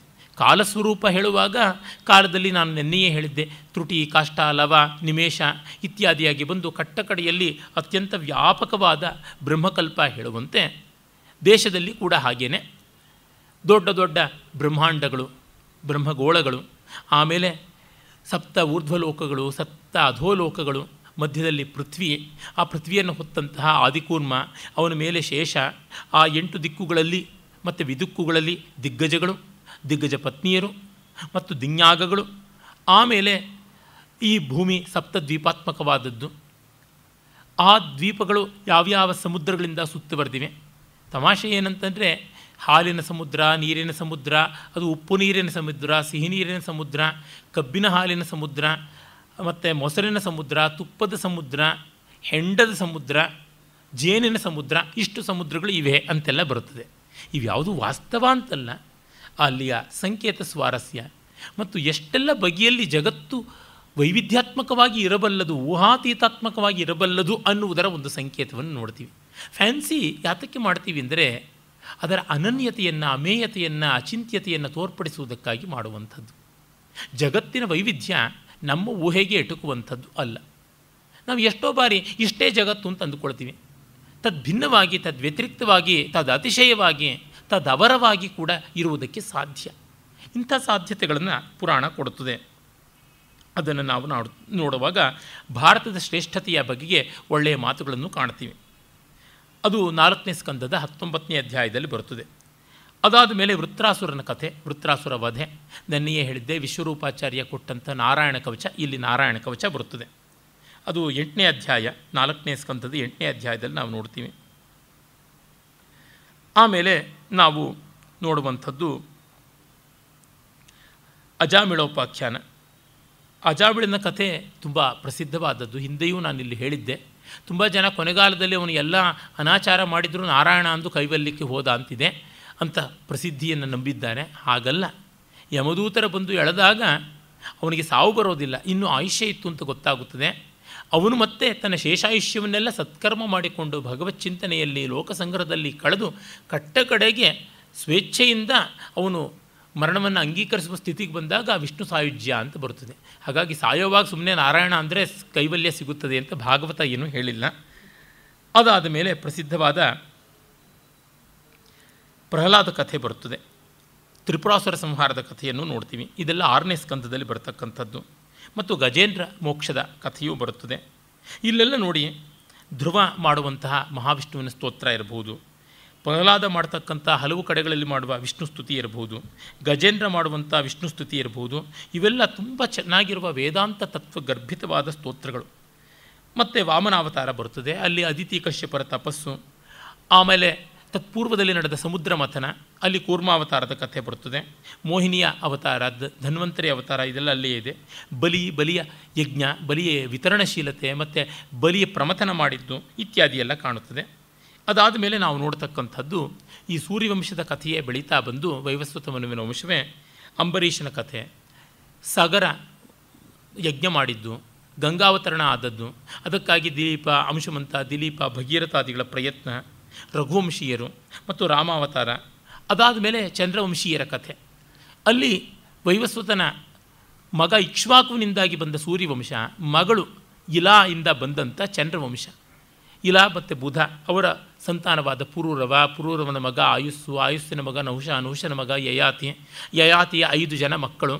ಹೀಗೆ ಬೆಳ್ಕೊಂಡು ಹೋಗಿ ಪೌರವ ವಂಶ ಮತ್ತು ಯಾದವ ವಂಶ ಅಂತ ಆದದ್ದು. ಹೀಗೆ ಬಂದು 9ನೇ ಸ್ಕಂದ ಮುಗಿದು ಕೃಷ್ಣಾವತಾರಕ್ಕೆ ಬರ್ತೀವಿ. ಆಗ ನಾವು 10ನೇ ಸ್ಕಂದಕ್ಕೆ ಬಂದು ಮುಟ್ಟಿದ್ದೀವಿ ಅಂತ ಗೊತ್ತಾಗುತ್ತದೆ. ಇನ್ನು 10ನೇ ಸ್ಕಂದದ ಪೂರ್ವ ಮತ್ತು ಉತ್ತರ ಭಾಗಗಳಲ್ಲಿ ಪೂರ್ಣವಾಗಿ ಕೃಷ್ಣನದೇ ವಿವರಗಳನ್ನು ನಾವು ಕಾಣ್ತೀವಿ. ಆ ಹಂತಗಳನ್ನು ಮುಂದೆ ನಾನು ತಿಳಿಸ್ತೀನಿ. ಅದಾದ ಮೇಲೆ ನಾವು ನೋಡುವಂಥದ್ದು 11ನೇ ಸ್ಕಂದದಲ್ಲಿ ಕೃಷ್ಣಾವತಾರದ ಅವಸಾನ. ಕೃಷ್ಣ ತನ್ನ ಪ್ರಿಯ ಬಂಧುವಾದ ತನ್ನ ಚಿಕ್ಕಪ್ಪ ಮತ್ತು ಚಿಕ್ಕಮ್ಮಂದಿರ ಮಗನೇ ಆದಂತಹ ಉದ್ಧವನಿಗೆ ಉದ್ಧವ ಗೀತೆಯನ್ನು ಉಪದೇಶ ಮಾಡಿದಂಥದ್ದು ಅವನ ಪರಮಪದ. ಆ ಬಳಿಕ ಅವನು ಕೃಷ್ಣ ಮಾಡಿದ ಉಪದೇಶವನ್ನು ಉದ್ಧವ ಅಂತರಂಗದಲ್ಲಿ ಇಟ್ಕೊಳ್ಳೋದು, ಮಾರ್ಕಂಡೇಯನಿಗೆ ಆದಂಥ ದಿವ್ಯ ದರ್ಶನ. ಬಳಿಕ ಈ ಭಾಗವತದ ಸಮಾಪ್ತಿ ಯಾವುದು, ಪರೀಕ್ಷಿತ್ ರಾಜನಿಗೆ, ಜನಮೇಜಯ ತಂದೆ ಪರೀಕ್ಷಿತ್ ರಾಜನಿಗೆ ಸರ್ಪದಿಂದ ಬಂದಂಥ ಮರಣ, ಆಮೇಲೆ ಜನಮೇಜಯ ಮಾಡಿದಂಥ ಸರ್ಪಯಾಗ, ಅದಕ್ಕೆ ಆಸ್ತಿಕ ಮಾಡಿದ ತಡೆ, ಎಲ್ಲವೂ ಕಡೆಗೆ ಹಿತವಾಗಿ ಮುಗಿಯುವಂಥದ್ದು. ಇಲ್ಲಿಗೆ ಆ ಒಂದು 12ನೆಯ ಸ್ಕಂಧ, ಅದು ತುಂಬ ಚಿಕ್ಕದಾದದ್ದು, ಅದು ಮುಗಿಯುತ್ತದೆ. ಇಲ್ಲಿ ಮಾರ್ಕಂಡೇಯನ ಉಪಾಖ್ಯಾನದ ಜೊತೆಗೆ ನೃಗಮಹಾರಾಜನ ಕಥೆಯು ಒಂದು ಸ್ಮರಣೀಯವಾದದ್ದು. ಅವನು ರಾಮಾವತಾರದಲ್ಲಿಯೂ ಕಾಣಿಸ್ಕೊಳ್ತಾನೆ, ಕೃಷ್ಣಾವತಾರದಲ್ಲೂ ಕಾಣಿಸ್ಕೊಳ್ತಾನೆ. ರಾಮಾವತಾರದ ಸಂದರ್ಭ ಉತ್ತರಕಾಂಡದಲ್ಲಿ ಬರುವಂಥ ಒಂದು ಉಪಾಖ್ಯಾನವಾಗಿದೆ. ಇಲ್ಲಿಯೂ ಕೂಡ ಕೃಷ್ಣನ ದರ್ಶನದ ಬಳಿಕ ಅವನು ಓತಿಯ ಜನ್ಮ ಬಂದಂಥ ಮಹಾರಾಜ ಅದನ್ನು ನೀಗಿಕೊಂಡ ಅಂತ ಆ ಕಥೆ ಚೆನ್ನಾಗಿದೆ. ಆ ಕಾರಣವಾಗಿ ಅದನ್ನು ಸ್ವಲ್ಪ ವಿಸ್ತರಿಸ್ತೀನಿ. ನೃಗ ಅಂತ ಒಬ್ಬ ಮಹಾರಾಜ ಇದ್ದ. ಅವನು ಒಂದು ಗೋದಾನವನ್ನು ಮಾಡ್ತಾನೆ.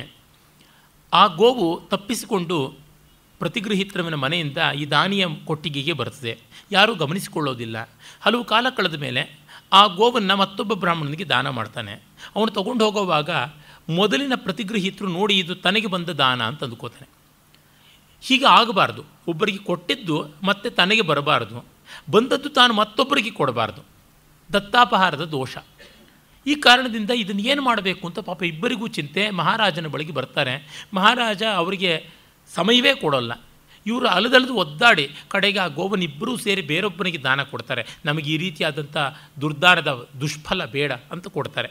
ಮತ್ತು ಹೀಗೆ ನಮ್ಮನ್ನು ಯಾವ ರೀತಿಯಲ್ಲಿ ಸತಾಯಿಸಿದ ನೋಡುವುದಕ್ಕೂ ಅವಕಾಶ ಮಾಡಿಕೊಡಲಿಲ್ಲ. ಹಾಗಾಗಿ ಇವನು ಸರಟ ಜನ್ಮ ಅಂದರೆ ಓತಿಯ ಜನ್ಮ ಅದು ಬಂದು ಅವನು ಹಾಳಾಗಲಿ ಅಂತ ಕಡೆಗೆ ಅವನಿಗೆ ಬೇಸರವಾಗುತ್ತದೆ. ಕ್ಷಮೆ ಕೇಳ್ತಾನೆ. ಮತ್ತು ಕೃಷ್ಣ ದರ್ಶನದಿಂದ ನಿನಗೆ ಈ ಒಂದು ಪಾತಕ ಹೋಗುತ್ತದೆ, ಈ ತಿರ್ಯಕ್ ಜನ್ಮ ನೀಗುತ್ತದೆ ಅಂದ ಮೇಲೆ ಅವನೊಂದು ಕಣಿವೆ ಮಾಡಿಸಿಕೊಂಡು ಅದರೊಳಗೆ ಬೇಕಾದಂಥ ವಸ್ತುಗಳನ್ನು ಇಟ್ಟುಕೊಂಡು ಅಲ್ಲಿಯೇ ಭಗವದ್ ಧ್ಯಾನ ಮಾಡ್ತಾ ಇರ್ತಾನೆ. ಮುಂದೆ ಯಾವಾಗಲೂ ಕೃಷ್ಣ ಬಂದು ಅವನನ್ನು ಉದ್ಧಾರ ಮಾಡ್ತಾನೆ ಅಂತನ್ನುವುದು ಬರ್ತದೆ. ಮಾರ್ಕಂಡೇಯ ವಟಪತ್ರಶಾಹಿಯಲ್ಲಿ ಎಲ್ಲವನ್ನೂ ಕಂಡದ್ದು, ಹೊರಗೂ ಎಲ್ಲವನ್ನು ಕಂಡದ್ದು, ಅಂತರ್ಬಹಿಶ್ಚ ವಿಷ್ಣು ಅನ್ನುವ ತತ್ವವನ್ನು ಅರ್ಥ ಮಾಡಿಕೊಂಡದ್ದು, ಇದೆಲ್ಲವನ್ನು ನಾವು ನೋಡ್ತೀವಿ. ಮತ್ತು ಇಲ್ಲೇ ಇದೇ ಸಂದರ್ಭದಲ್ಲಿ ಏನೇ ಬರುವ ಅವಧೂತ ಗೀತ ಕೂಡ ತುಂಬ ಸ್ವಾರಸ್ಯಕಾರಿಯಾದಂಥದ್ದು. ಅದು 24 ಜನ ಗುರುಗಳಿಂದಾಗಿ ತಾನು ಪಡೆದ ತತ್ವೋಪದೇಶ ಎಂಥದ್ದು ಅಂತನ್ನುವುದನ್ನು ತೋರ್ಪಡಿಸುವಂಥದ್ದಾಗಿದೆ. ಇದಿಷ್ಟು ಸ್ಥೂಲವಾಗಿ ಭಾಗವತದ ಒಂದು ಮುಖ್ಯ ವಿಷಯಗಳನ್ನು ಒಳಗೊಂಡಿರುವಂಥ ಕೇವಲ ದಿಗ್ದರ್ಶಕವಾದಂಥ ಸೂತ್ರ. ಇನ್ನು ನಾವು ಕೆಲವು ಮುಖ್ಯ ಪ್ರಕರಣಗಳನ್ನು ಅಲ್ಲಿ ಇಲ್ಲಿ ನೋಡ್ತಾ ಹೋಗೋಣ. ಭಾಗವತದಲ್ಲಿ ಪರೀಕ್ಷಿತ್ ರಾಜ ತುಂಬ ಶ್ರದ್ಧೆಯಿಂದ ತನ್ನ ವಿಷಯವನ್ನು ತಾನು ಮರೆತು ತತ್ವವನ್ನು ಕೇಳೋದಕ್ಕೆ ಆರಂಭ ಮಾಡ್ತಾನೆ. ಆಗ ಆರಂಭ ಮಾಡುವಾಗಲೇ ಈ ವೇದಾಂತಕ್ಕೆ ಅನುಪ್ರಾಣಿತವಾಗಿ ಬರುವಂಥ ರೀತಿಯಲ್ಲಿ ಸಾಂಖ್ಯವನ್ನು ನಿರೂಪಣೆ ಮಾಡುವಂಥದ್ದು ಆಗುತ್ತದೆ. ಇಲ್ಲಿಯೇ ನಾವು ವೇದಾಂತವನ್ನು ಮತ್ತು ಆಗಮವನ್ನು, ಯೋಗವನ್ನು ಎಲ್ಲ ಬೆಸೆಯುವ ಪ್ರಯತ್ನ ನೋಡ್ತೀವಿ. ಷಟ್ಚಕ್ರಗಳ ವಿವರ ಬರುತ್ತದೆ. ಮತ್ತು ವೇದಾಂತದಲ್ಲಿ ಬರುವಂತಹ ಅರ್ಚಿರಾದಿ ಮಾರ್ಗಗಳ ಕ್ರಮಮುಕ್ತಿ, ಆಮೇಲೆ ನೇರವಾಗಿ ಬರತಕ್ಕಂಥ ಸದ್ಯೋಮುಕ್ತಿ, ಯಾವುದನ್ನು ಕೃಷ್ಣ ಪಕ್ಷ ಮತ್ತು ಕೃಷ್ಣ ಪಕ್ಷ ಅಂತ ಕರೀತಾನೆ, ಅದನ್ನು ನಾವು ಕಾಣ್ತೀವಿ. ಆಮೇಲೆ ಸೃಷ್ಟಿಕ್ರಮವನ್ನು ಹೇಳುವಾಗ ವೇದಾಂತಿಗಳು ಅನಿವಾರ್ಯವಾಗಿ ಒಪ್ಪುವ ಯಾವ ಮಟ್ಟದ ಸಾಂಖ್ಯ ಉಂಟು ಅದಷ್ಟನ್ನು ನಾವು ನೋಡ್ತೀವಿ. ಪರಮಾರ್ಥದಲ್ಲಿ ವೇದಾಂತಿಗಳಿಗೆ ಸೃಷ್ಟಿಯೇ ಇಲ್ಲ. ನ ಸೃಷ್ಟಿಯಾಂ ಪರಮಾರ್ಥತಾ ಅನ್ನುವುದೇ ಅದರ ನಿಲುಮೆ. ಆದರೆ ಏನಾದರೂ ಒಂದನ್ನು ಹೇಳಲೇಬೇಕಲ್ಲ, ಒಂದು ಒಪ್ಪ ಕೊಡಬೇಕು. Some reasoning and rationale is needed ಅಂತನ್ನುವುದಕ್ಕೋಸ್ಕರವಾಗಿ ಸೃಷ್ಟಿಯನ್ನು ಹೇಳಬೇಕು. ವಸ್ತುತಃ ಸೃಷ್ಟಿ ಎನ್ನುವುದನ್ನು ಹೇಗೆ ಅಂತ ಹೇಳೋಣ? ರೂಪಾಂತರ ಅಂತ ಕರೀಬೇಕು, ತೋರಿಕೆ ಅಂತ ಹೇಳಬೇಕು. ಅದರಿಂದಲೇ ವೇದ ಅಂತ ವಿವರ್ತ ಅಂತಂತು. ಆದರೂ ಒಂದು ಮಟ್ಟದಲ್ಲಿ ಅನಾಲಿಸಿಸ್ ನಡೆಯಬೇಕು. ಇದನ್ನು ದೃಷ್ಟಾಂತ ರೂಪವಾಗಿ ಹೇಳುವುದಿದ್ದರೆ ನಮಗೆ ಗೊತ್ತೇ ಇರತಕ್ಕಂಥದ್ದು. ಪರಮಾರ್ಥತಃ ಯಾವುದೇ ಸಂಶೋಧನೆಯನ್ನು ಯಾವುದನ್ನು ಮಾಡಿದ್ರೂ ಕೂಡ ಕೈತೂಕ ಬಾಯಿಬಣ್ಣ ಅಂತ ಹೇಳಬೇಕು. ನಿಶ್ಚಯವಾಗಿ ಯಾವುದನ್ನು ಹೇಳುವುದು ಕಷ್ಟ. ಆದರೆ ಯಾತಕ್ಕೆ ನಿಶ್ಚಯ ಮಾಡಬೇಕು? ಉದಾಹರಣೆಗೆ ನೋಡಿ, ಅಲಂಕಾರ ಶಾಸ್ತ್ರದಲ್ಲಿ ಅಲಂಕಾರಗಳನ್ನು ಲಕ್ಷಣಶುದ್ಧವಾಗಿ ವರ್ಣಿಸುವುದನ್ನು ನೋಡ್ತೀವಿ. ಅಂದರೆ ಅವುಗಳ ಶುದ್ಧವಾದ ನ್ಯೂನಾತಿರೇಕಗಳು ಇಲ್ಲದೆ, ಅವ್ಯಾಪ್ತಿ ಅತಿವ್ಯಾಪ್ತಿ ದೋಷ ಇಲ್ಲದೆ ಲಕ್ಷಣ ಹೇಳುವುದು ಉಂಟು. ಅಂದರೆ ಡೆಫಿನೆಟಿವ್ ವೇ ಆಫ್ ಎಕ್ಸ್ಪ್ರೆಸ್ಸಿಂಗ್ ಅಲಂಕಾರಾಸ್ ಅಂತ ಕರೆಕ್ಟಾಗಿ ಹೇಳಬೇಕು. ಆದರೆ ಗೆರೆಗೀಚಿದಂತೆ ಹೇಳಿದರೂ ಕೂಡ ಲಕ್ಷಣ ಪ್ರಯೋಗದಲ್ಲಿ ಅದು ಬರೋಲ್ಲ. ಸಂಗೀತ ಕ್ಷೇತ್ರದಲ್ಲಿಯೂ ಹಾಗೆ ರಾಗಗಳನ್ನು ಇದೇ ಹೀಗೇ ಇರುತ್ತದೆ ರಾಗ ಅಂತ. ಆದರೆ ಗಾನಕ್ರಮದಲ್ಲಿ ಅಷ್ಟು ಇಷ್ಟು ವ್ಯತ್ಯಾಸ ಆಗಿರುತ್ತದೆ.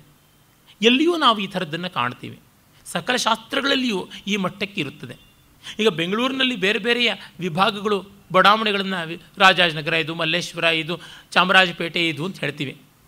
ನಮ್ಮ ಮನೆಯ ಮುಂದಿನ ರಸ್ತೆ ಮಲ್ಲೇಶ್ವರ ಆಗಿದ್ದರೆ ಹಿಂದಿನ ರಸ್ತೆ ರಾಜಾಜನಗರ ಆಗಿರಬಹುದು.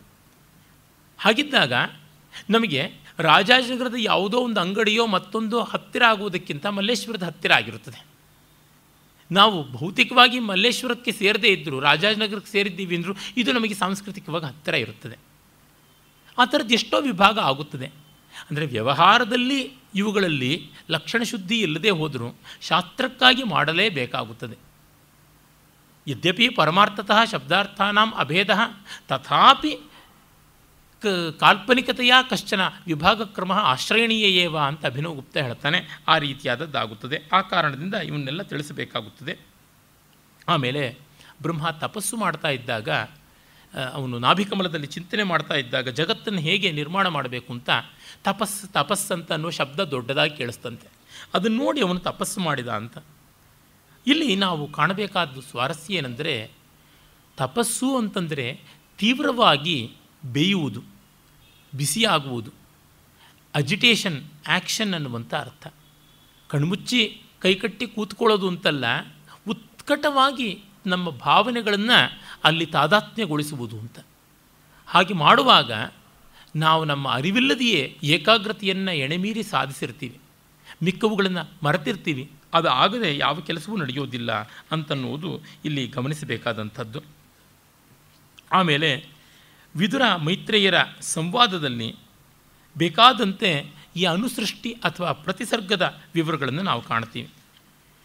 ಅದಾದ ಮೇಲೆ ವಿದುರ ಮೈತ್ರೇಯರ ಸಂವಾದದಲ್ಲಿಯೇ ಆದಿವರಾಹ ಅವತಾರವನ್ನು ನಾವು ನೋಡ್ತೀವಿ. ಅಂದರೆ ಬ್ರಹ್ಮ ಸೃಷ್ಟಿ ಮಾಡಿದ ಮೇಲೆ ಆ ಸೃಷ್ಟಿಯಾದ ಜಗತ್ತನ್ನು ಕಶ್ಯಪನ ಮಗನಾದಂತಹ ಹಿರಣ್ಯಾಕ್ಷ ಮುಳುಗಿಸುವುದಕ್ಕೆ ನೋಡಿದ. ಆ ಕಾರಣದಿಂದ ಯಜ್ಞವರಾಹ ರೂಪಿಯಾಗಿ ಬ್ರಹ್ಮನ ನಿಶ್ವಾಸದಿಂದ ಬಂದು ಅವನು ಆ ದುಷ್ಟನನ್ನು ಸಂಹಾರ ಮಾಡಿದ ಅಂತನ್ನುವಂಥದ್ದು. ಪರಮಾತ್ಮನ ಔದಾರ್ಯ ಏನು ಅನ್ನೋದು ಇಲ್ಲಿ ನಮಗೆ ಗೊತ್ತಾಗುತ್ತದೆ. ಆತ ಗಂಡಿನ ಅವತಾರವನ್ನು ತಾಳಿದ್ದಾನೆ, ಹೆಣ್ಣಿನ ಅವತಾರ ತಾಳಿದ್ದಾನೆ, ಖೇಚರದ ಅವತಾರ ತಾಳಿದ್ದಾನೆ, ಜಲಚರದ ಅವತಾರ ತಾಳಿದ್ದಾನೆ, ವನಚರದ ಅವತಾರ ತಾಳಿದ್ದಾನೆ, ಅರ್ಧಮಾನವನ ಅವತಾರ ತಾಳಿದ್ದಾನೆ. ಇನ್ನು ಏನು ಹೇಳಬೇಕು? ಅದಲ್ಲದೆ ವಿಭೂತಿಯೋಗ ನೋಡಿದ್ರಂತೂ ಮರ, ಗಿಡ, ನೀರು, ಬೆಟ್ಟ ಇತ್ಯಾದಿ ಎಲ್ಲ ಯಾವುದು ಬ್ರಹ್ಮವಸ್ತು ಅಲ್ಲ, ಯಾವುದು ಪರಮಾತ್ಮ ಅಲ್ಲ. ಇದು ಅವತಾರಗಳಲ್ಲಿರುವಂಥ ತಾತ್ಪರ್ಯ. ಆಮೇಲೆ ಕರ್ದಮ ಪ್ರಜಾಪತಿ ಮತ್ತು ದೇವಹೂತಿಯರ ವಿವರಗಳು ಬರುತ್ತವೆ. ಸ್ವಯಂಭೂ ಮನುವಿಗೆ ಪ್ರಿಯವ್ರತ ಮತ್ತು ಉತ್ತಾನಪಾದ ಪ್ರಮುಖರಾದಂಥ ಸಂತಾನ.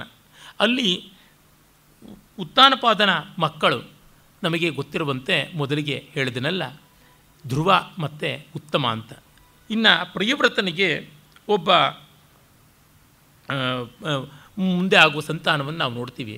ಸ್ವಯಂಭುವ ಮನುವಿಗೆ ಒಬ್ಬ ಪುತ್ರಿ ಇದ್ದಳು. ಆ ಪುತ್ರಿ ದೇವಹೂತಿ ಅಂತ. ಅವಳನ್ನು ಬ್ರಹ್ಮನ ಮಾನಸಪುತ್ರರಲ್ಲಿ, ನವ ಪ್ರಜಾಪತಿಗಳಲ್ಲಿ ಒಬ್ಬನಾದಂಥ ಕರ್ದಮನಿಗೆ ಕೊಟ್ಟು ಮದುವೆ ಮಾಡ್ತಾರೆ. ಕರ್ದಮ ಪ್ರಜಾಪತಿ ಎಷ್ಟು ತಪಸ್ವಿ ಅಂತಂದರೆ, ಅವನ ತಪಸ್ಸನ್ನು ನೋಡಿ ಪರಮಾತ್ಮನಿಗೆ ಸಂತೋಷವಾಗಿ ಅವನ ಆನಂದ ಬಾಷ್ಪ ಸುರಿಸಿದ. ಆನಂದ ಬಾಷ್ಪದ ಒಂದು ಹನಿಯೇ ಬಿಂದು ಸರೋವರ ಆಯಿತು ಅನ್ನುವ ಮಟ್ಟಿಗೆ ಅವನ ತಪಸ್ಸು ಎಷ್ಟು ಅಂತ ಗೊತ್ತಾಗುತ್ತದೆ. ಮತ್ತು ಇವರಿಬ್ಬರ ಸಂತಾನವಾಗಿ 9 ಜನ ಹೆಣ್ಣು ಮಕ್ಕಳು ಹುಟ್ಟುತ್ತಾರೆ. ಆ 9 ಜನರನ್ನು ದೊಡ್ಡ ದೊಡ್ಡ ಋಷಿಗಳಿಗೆ, ಪ್ರಜಾಪತಿಗಳಿಗೆ ಕೊಟ್ಟು ಮದುವೆ ಮಾಡೋದಾಗುತ್ತದೆ.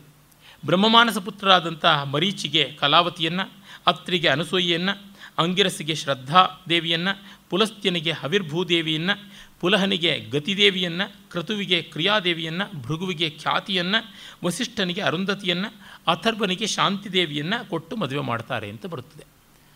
ಅಂದರೆ ಒಂದು ದೊಡ್ಡ ಸಮುದಾಯ ಇಲ್ಲಿ ನಿರ್ಮಾಣ ಆಗಿದೆ. ಇಲ್ಲೆಲ್ಲ ನೀವು ಹೇಳ್ಬೋದು, ಕರ್ದಮ ಪ್ರಜಾಪತಿ ಬ್ರಹ್ಮನ ಮಾನಸಪುತ್ರರಲ್ಲಿ ಒಬ್ಬ, ಅವನು ತನ್ನ ಅಣ್ಣ ತಮ್ಮಂದ್ರಿಗೇನೆ ತನ್ನ ಹೆಣ್ಣುಮಕ್ಕಳನ್ನು ಕೊಟ್ಟು ಮದುವೆ ಮಾಡೋದನ್ನ ಇದು ಎಂಥದ್ದು ಅಂತ ಪುರಾಣ ಸಂಕೇತವಾಗಿ ಹೇಳಿದೆ. ಇವರೆಲ್ಲ ವಾಸ್ತವ ಅನ್ನುವಂತೆ ಭಾವಿಸಬಾರದು ಅನ್ನುವುದಷ್ಟೇ ಉತ್ತರ, ಇನ್ಯಾವುದೂ ಅಲ್ಲ. ಆಮೇಲೆ ಒಬ್ಬ ಮಗ ಬೇಕು ಅಂತ ಹೇಳಿ ಆ ಮಗನಿಗಾಗಿ ತಪಸ್ಸು ಮಾಡ್ತಾರೆ. ಆಗ ನಾರಾಯಣ ಹುಟ್ಟುತ್ತಾನೆ ಅಂತ ಗೊತ್ತಾಗುತ್ತದೆ. ಮುಂದೆ ಅವನು ಕಪಿಲ ತುಂಬ ಚೆನ್ನಾಗಿ ತತ್ವೋಪದೇಶ ಮಾಡ್ತಾನೆ. ಈ ತತ್ವೋಪದೇಶದ ಹೆಚ್ಚಿನ ವಿವರಗಳಿಗೆ ನಾನು ಹೋಗೋಲ್ಲ, ಅದು ಅಪ್ಪಟ ವೇದಾಂತವೇ ಆಗಿದೆ. ಅದು ಜಾಗೃತ್ ಸ್ವಪ್ನ ಸುಷುಪ್ತಿಗಳನ್ನು ಮೀರಿದ ಸಾಕ್ಷಿಭಾವ ಏನು, ಅದನ್ನು ನಾವು ಹಿಡಿದರೆ ಆಗುತ್ತದೆ. ಮತ್ತು ಆ ಸಾಕ್ಷಿಭಾವವನ್ನು ಹಿಡಿಯೋದಕ್ಕೆ ಬೇಕಾಗಿರ್ತಕ್ಕಂಥ ಚಿತ್ತಶುದ್ಧಿಗಾಗಿ ನಾವು ಶಮದಮಾದಿ ಷಟ್ಕಗಳನ್ನು, ಸಾಧನ ಚತುಷ್ಟಯವನ್ನು ಸಂಪಾದನೆ ಮಾಡಿಕೊಳ್ಳಬೇಕಾಗುತ್ತದೆ. ಭಕ್ತಿ ಕರ್ಮಗಳು, ಯೋಗಗಳು ಇದಕ್ಕೆ ಪ್ರಯೋಜನಕಾರಿಯಾಗಿ ಒದಗಿ ಬರುತ್ತವೆ. ಲೋಕಸಂಗ್ರಹ ರೂಪದ ಜೀವಕಾರುಣ್ಯ, ಯಾವುದನ್ನು ಮೈತ್ರಿ, ಮುದಿತ, ಕರುಣ, ಉಪೇಕ್ಷಾ ಅಂತೆಲ್ಲ ಹೇಳ್ತೀವಿ, ಆ ಗುಣಗಳು ಬಹಳ ಬೇಕಾಗುತ್ತವೆ. ಅದಿಲ್ಲದೆ ನಾನು ಎಚ್ಚರ ಕನಸುಗಳಲ್ಲಿ ತೋರಿಕೊಳ್ಳುವ ನಾನಲ್ಲದೆ ಗಾಢನಿದ್ರೆಯಲ್ಲಿ ಆನಂದೈಕ ರೂಪಿಯಾದ ನಾನೇ ನಾನು ಅನ್ನುವ ಭಾವಕ್ಕೆ ಬರೋದಕ್ಕೆ ಸಾಧ್ಯ ಅಂತ ತುಂಬ ಚೆನ್ನಾಗಿದೆ. ಆದರೆ ನಮ್ಮ ದರ್ಶನಶಾಸ್ತ್ರಗಳಲ್ಲಿ ಕಪಿಲ ಮುನಿಯಿಂದ ಪ್ರವರ್ತಿತವಾದಂಥದ್ದು ನಮಗೆ ತಿಳಿಯುವಂತೆ ಸಾಂಖ್ಯ. ಆದರೆ ಕಪಿಲರ ಸಾಂಖ್ಯ ಬೇರೆ, ಭಾಗವತದಲ್ಲಿ ಕಾಣುವ ಕಪಿಲನ ಸಾಂಖ್ಯ ಬೇರೆ, ಭಗವದ್ಗೀತೆಯ ಸಾಂಖ್ಯ ಮತ್ತು ಇದು ಎರಡು ಒಂದೇ ಆದದ್ದು. ಮಹಾಭಾರತದಲ್ಲಿ ಬರುವ ಸಾಂಖ್ಯ, ಭಾಗವತದಲ್ಲಿ ಬರುವ ಸಾಂಖ್ಯ, ಗೀತೆಯ ಸಾಂಖ್ಯ ಇದೆಲ್ಲ ಒಂದು ಅಂತ ಗೊತ್ತಾಗುತ್ತದೆ. ಸಾಂಖ್ಯ ದರ್ಶನ ತ್ರಿಗುಣ ದರ್ಶನ, ಅದು ರಿಯಲಿಸಮ್ ಅಂದರೆ ವಾಸ್ತವ ದರ್ಶನ. ನಾನಾ ಜೀವರುಗಳು, ಪ್ರಕೃತಿ ಬೇರೆ ಪುರುಷ ಬೇರೆ ಅಂತ ಹೇಳುವಂಥದ್ದು. ಆದರೆ ವೇದಾಂತ ಹೇಳುವಂಥ ದರ್ಶನ ನಾನಾ ಜೀವರುಗಳನ್ನು, ಪ್ರಕೃತಿಯನ್ನು ಎಲ್ಲ ಬೇರೆ ಬೇರೆ ಅಂತ ಹೇಳುವಂಥದ್ದಲ್ಲ. ಪರಬ್ರಹ್ಮವನ್ನು, ಪರಮಪುರುಷನ ವಿವರ್ತವಾಗಿ ಪ್ರಕೃತಿ ಇದೆ ಅಂತ. ಸಾಂಖ್ಯದಲ್ಲಿ ಪ್ರಕೃತಿ ನಿರಂತರವಾಗಿ ಪುರುಷನ ಮೇಲೆ ಅಧಿಕಾರ ಸಾಧಿಸ್ತಾ ಇರುತ್ತದೆ ಅಂತ. ಆದರೆ ವೇದಾಂತದಲ್ಲಿ ಪ್ರಕೃತಿಯನ್ನು ಯಾವತ್ತೂ ಒಂದು ವಿರೋಧ ಅಂತ ಭಾವಿಸೋಲ್ಲ. ಪ್ರಕೃತಿ ಬೇರೆ ಅಂತ ಭಾವಿಸಿಕೊಳ್ಳೋದೊಂದು ಅವಿವೇಕ. ಚಂದ್ರಿಕಾ ನ್ಯಾಯದಿಂದ ಇರುವಂಥದ್ದು. ಚಂದ್ರ ಬೇರೆ ಅಲ್ಲ, ಚಂದ್ರನ ಬೆಳಕು ಬೇರೆ ಅಲ್ಲ ಅನ್ನುವಂತೆ ಬ್ರಹ್ಮ ಬೇರೆಯಲ್ಲ, ಬ್ರಹ್ಮದ ಶಕ್ತಿರೂಪವಾದಂಥ ಮಾಯೆ ಬೇರೆ ಅಲ್ಲ. ಆದರೆ ಮಾಯೆ ಅನ್ನುವುದು ಸ್ವತಂತ್ರವಾಗಿ ಇಲ್ಲ, ಶಕ್ತಿ ಎನ್ನುವುದು ಸಂಪೂರ್ಣವಾಗಿ ಅದೇ ಆಗಿದೆ. ಸೂರ್ಯ ಇಲ್ಲದೆ ಸೂರ್ಯನ ಬೆಳಕಿರೋದಿಲ್ಲ, ಮತ್ತು ಬೆಳಕಿಗೂ ಸೂರ್ಯನಿಗೂ ವಿರೋಧ ಇಲ್ಲ. ಇದು ನಾವು ಕಾಣುವ ವೇದಾಂತ. ಹೀಗಾಗಿ ವೇದಾಂತದ ಹೆಸರಿನಲ್ಲಿ ಸಾಂಖ್ಯ ಬಂದಿದೆ. ಸಾಂಖ್ಯ ಅನ್ನುವ ಹೆಸರಿನಲ್ಲಿರುವುದು ವೇದಾಂತವೇ ಆಗಿದೆ. ಮತ್ತು ಯಾಕೆ ಹೆಸರು ಕೊಟ್ಟರು ಅಂದರೆ, ಮುಂಚೆ ತತ್ವಜ್ಞಾನಕ್ಕೆ ಸಾಂಖ್ಯ ಅನ್ನುವ ಹೆಸರೇ ಇತ್ತು. ಸಮ್ಯಕ್ ಖ್ಯಾಪಯತಿ, ಚೆನ್ನಾಗಿ ಸ್ಪಷ್ಟೀಕರಣ ಕೊಡ್ತಾರೆ ಅನ್ನುವ ಅರ್ಥದಲ್ಲಿ ಅಂತ ಅದನ್ನು ಹೇಳ್ತಾ, ಪ್ರವೃತ್ತಿ ಧರ್ಮ, ನಿವೃತ್ತಿ ಧರ್ಮ ಅಂತಂದರೆ ಏನು ಅನ್ನುವುದನ್ನು ಕೂಡ ನಾವು ನೋಡ್ತೀವಿ. ಅದಾದ ಮೇಲೆ ಕರ್ದಮ ದೇವಹೂತಿಯರು ಮೋಕ್ಷವನ್ನು ಹೊಂದಿದ ಮೇಲೆ ಕರ್ದಮನ ಸಂತಾನವಾದ ಅನಸೂಯೆ ಮತ್ತು ಅತ್ರಿಗಳ ಒಂದು ಪುಣ್ಯ ಫಲವಾಗಿ ಬಂದಂತಹ ಮೂವರು ಸಂತಾನ, ಬ್ರಹ್ಮಾನುಗ್ರಹದಿಂದ ನಮಗೆ ಗೊತ್ತಿರುವಂತೆ ಚಂದ್ರ, ರುದ್ರಾನುಗ್ರಹದಿಂದ ದುರ್ವಾಸಸ್ ಮತ್ತು ವಿಷ್ಣುವಿನ ಅನುಗ್ರಹದಿಂದ ಒಡಮೂಡಿದಂತಹ ದತ್ತಾತ್ರೇಯ ಅವಧೂತ ತತ್ವದ ಪ್ರವರ್ತಕನಾದದ್ದು, ಅನೇಕರಿಗೆ ದಿವ್ಯಾನುಗ್ರಹನ ಮಾಡಿದ್ದು ಎಲ್ಲ ಗೊತ್ತಾಗುತ್ತದೆ. ಮತ್ತು ದಕ್ಷಯಜ್ಞದ ಕಥೆಯನ್ನು ನಾವು ವಿಸ್ತಾರವಾಗಿ ನೋಡ್ತೀವಿ ಅಂತ ನಾನು ಹೇಳಿದನಲ್ಲ. ಇಲ್ಲಿ ಕೂಡ ದಕ್ಷ ನವ ಪ್ರಜಾಪತಿಗಳಲ್ಲಿ ಒಬ್ಬ. ಅವನು ಅಹಂಕರಿಸಿ ಶಿವನನ್ನು ಉಪೇಕ್ಷೆ ಮಾಡಿದ. ಶಿವಾವದೂಷಿತವಾದ ಯಜ್ಞ ಎಂದಿಗೂ ಬಾಳುವಂಥದ್ದಲ್ಲ ಅಂತ ಗೊತ್ತಾಯಿತು. ಈ ಸಂದರ್ಭದಲ್ಲಿ ಒಂದು ಮಾತನ್ನು ಸ್ಪಷ್ಟೀಕರಣವಾಗಿ ಹೇಳಬೇಕು. ಸಾಮಾನ್ಯವಾಗಿ ಯಜ್ಞದಲ್ಲಿ ಶಿವನಿಗೆ ಹವಿರ್ಭಾಗ ಇಲ್ಲ ಅಂತೆಲ್ಲ ಹೇಳುವುದುಂಟು. ಅದು ಶುದ್ಧ ತಪ್ಪು. ಕಾರಣ, ರುದ್ರನಿಗೆ ವಿಶೇಷವಾದಂಥ ಹವಿಸ್ಸುಗಳನ್ನು ಕೊಡುವಂಥದ್ದು ಎಲ್ಲ ಶ್ರೌತಯಾಗಗಳಲ್ಲಿ ನಾವು ನೋಡ್ತೀವಿ. ಮತ್ತು ಯಜ್ಞದಲ್ಲಿ ಉಳಿದ ಎಲ್ಲ ಸಂಭಾರವೂ ಕಡೆಗೆ ರುದ್ರನಿಗೆ ಹೋಗುತ್ತದೆ ಎನ್ನುವುದು ನೇಭಾನಾದಿಷ್ಟನ ಮತ್ತು ನಾಭಾಗನ ಕಥೆಯಲ್ಲಿ ಕೂಡ ಇಲ್ಲಿ ನಾವು ಕಾಣ್ತೀವಿ. ಅದು ಭಾಗವತದಲ್ಲಿ ಕೂಡ ಬರುವಂಥದ್ದಾಗಿದೆ. ಈ ಎಲ್ಲ ಕಾರಣದಿಂದ ಆ ಭ್ರಮೆ ಬೇಕಾಗಿಲ್ಲ. ಇದನ್ನು ಕೆಲವರು ಪಾಶ್ಚಾತ್ಯರು ಇಟ್ಟುಕೊಂಡು ರುದ್ರ ಅವೈದಿಕನಾದ ದೇವತೆ ಅಂತ, ನಮ್ಮ ಕೆಲವರು ಜನ ಹಾಗೆ ಇಟ್ಕೊಂಡು ಶೈವ ಅನ್ನುವಂಥದ್ದು ಅವೈದಿಕವಾದ ಮತ ಅಂತ ಭ್ರಮೆ ಮಾಡಿಕೊಂಡಿದ್ದಾನೆ. ಅದು ಯಾವುದೂ ಅಲ್ಲ. ವಸ್ತುತಃ ರುದ್ರ ಅಪ್ಪಟ ವೈದಿಕ ದೇವತೆ, ವೇದದಲ್ಲಿ ಯಥೇಷ್ಟವಾಗಿ ಸಂಕೀರ್ತನೆ ಆಗಿದ್ದಾನೆ. ಮತ್ತು ವಿಷ್ಣುವನ್ನು ಹೇಗೆ ಆದಿತ್ಯನಲ್ಲಿ ಇಂದ್ರನಲ್ಲಿ ಸಮೀಕರಣ ಮಾಡ್ತೀವೋ ಅದೇ ರೀತಿ ರುದ್ರನನ್ನು ವರುಣನಲ್ಲಿ ಅಗ್ನಿಯಲ್ಲಿ ಸಮೀಕರಣ ಮಾಡುವುದಾಗಿದೆ. ಇದನ್ನು ನಾವು ಗಮನಿಸಿಕೊಳ್ಳಬೇಕು.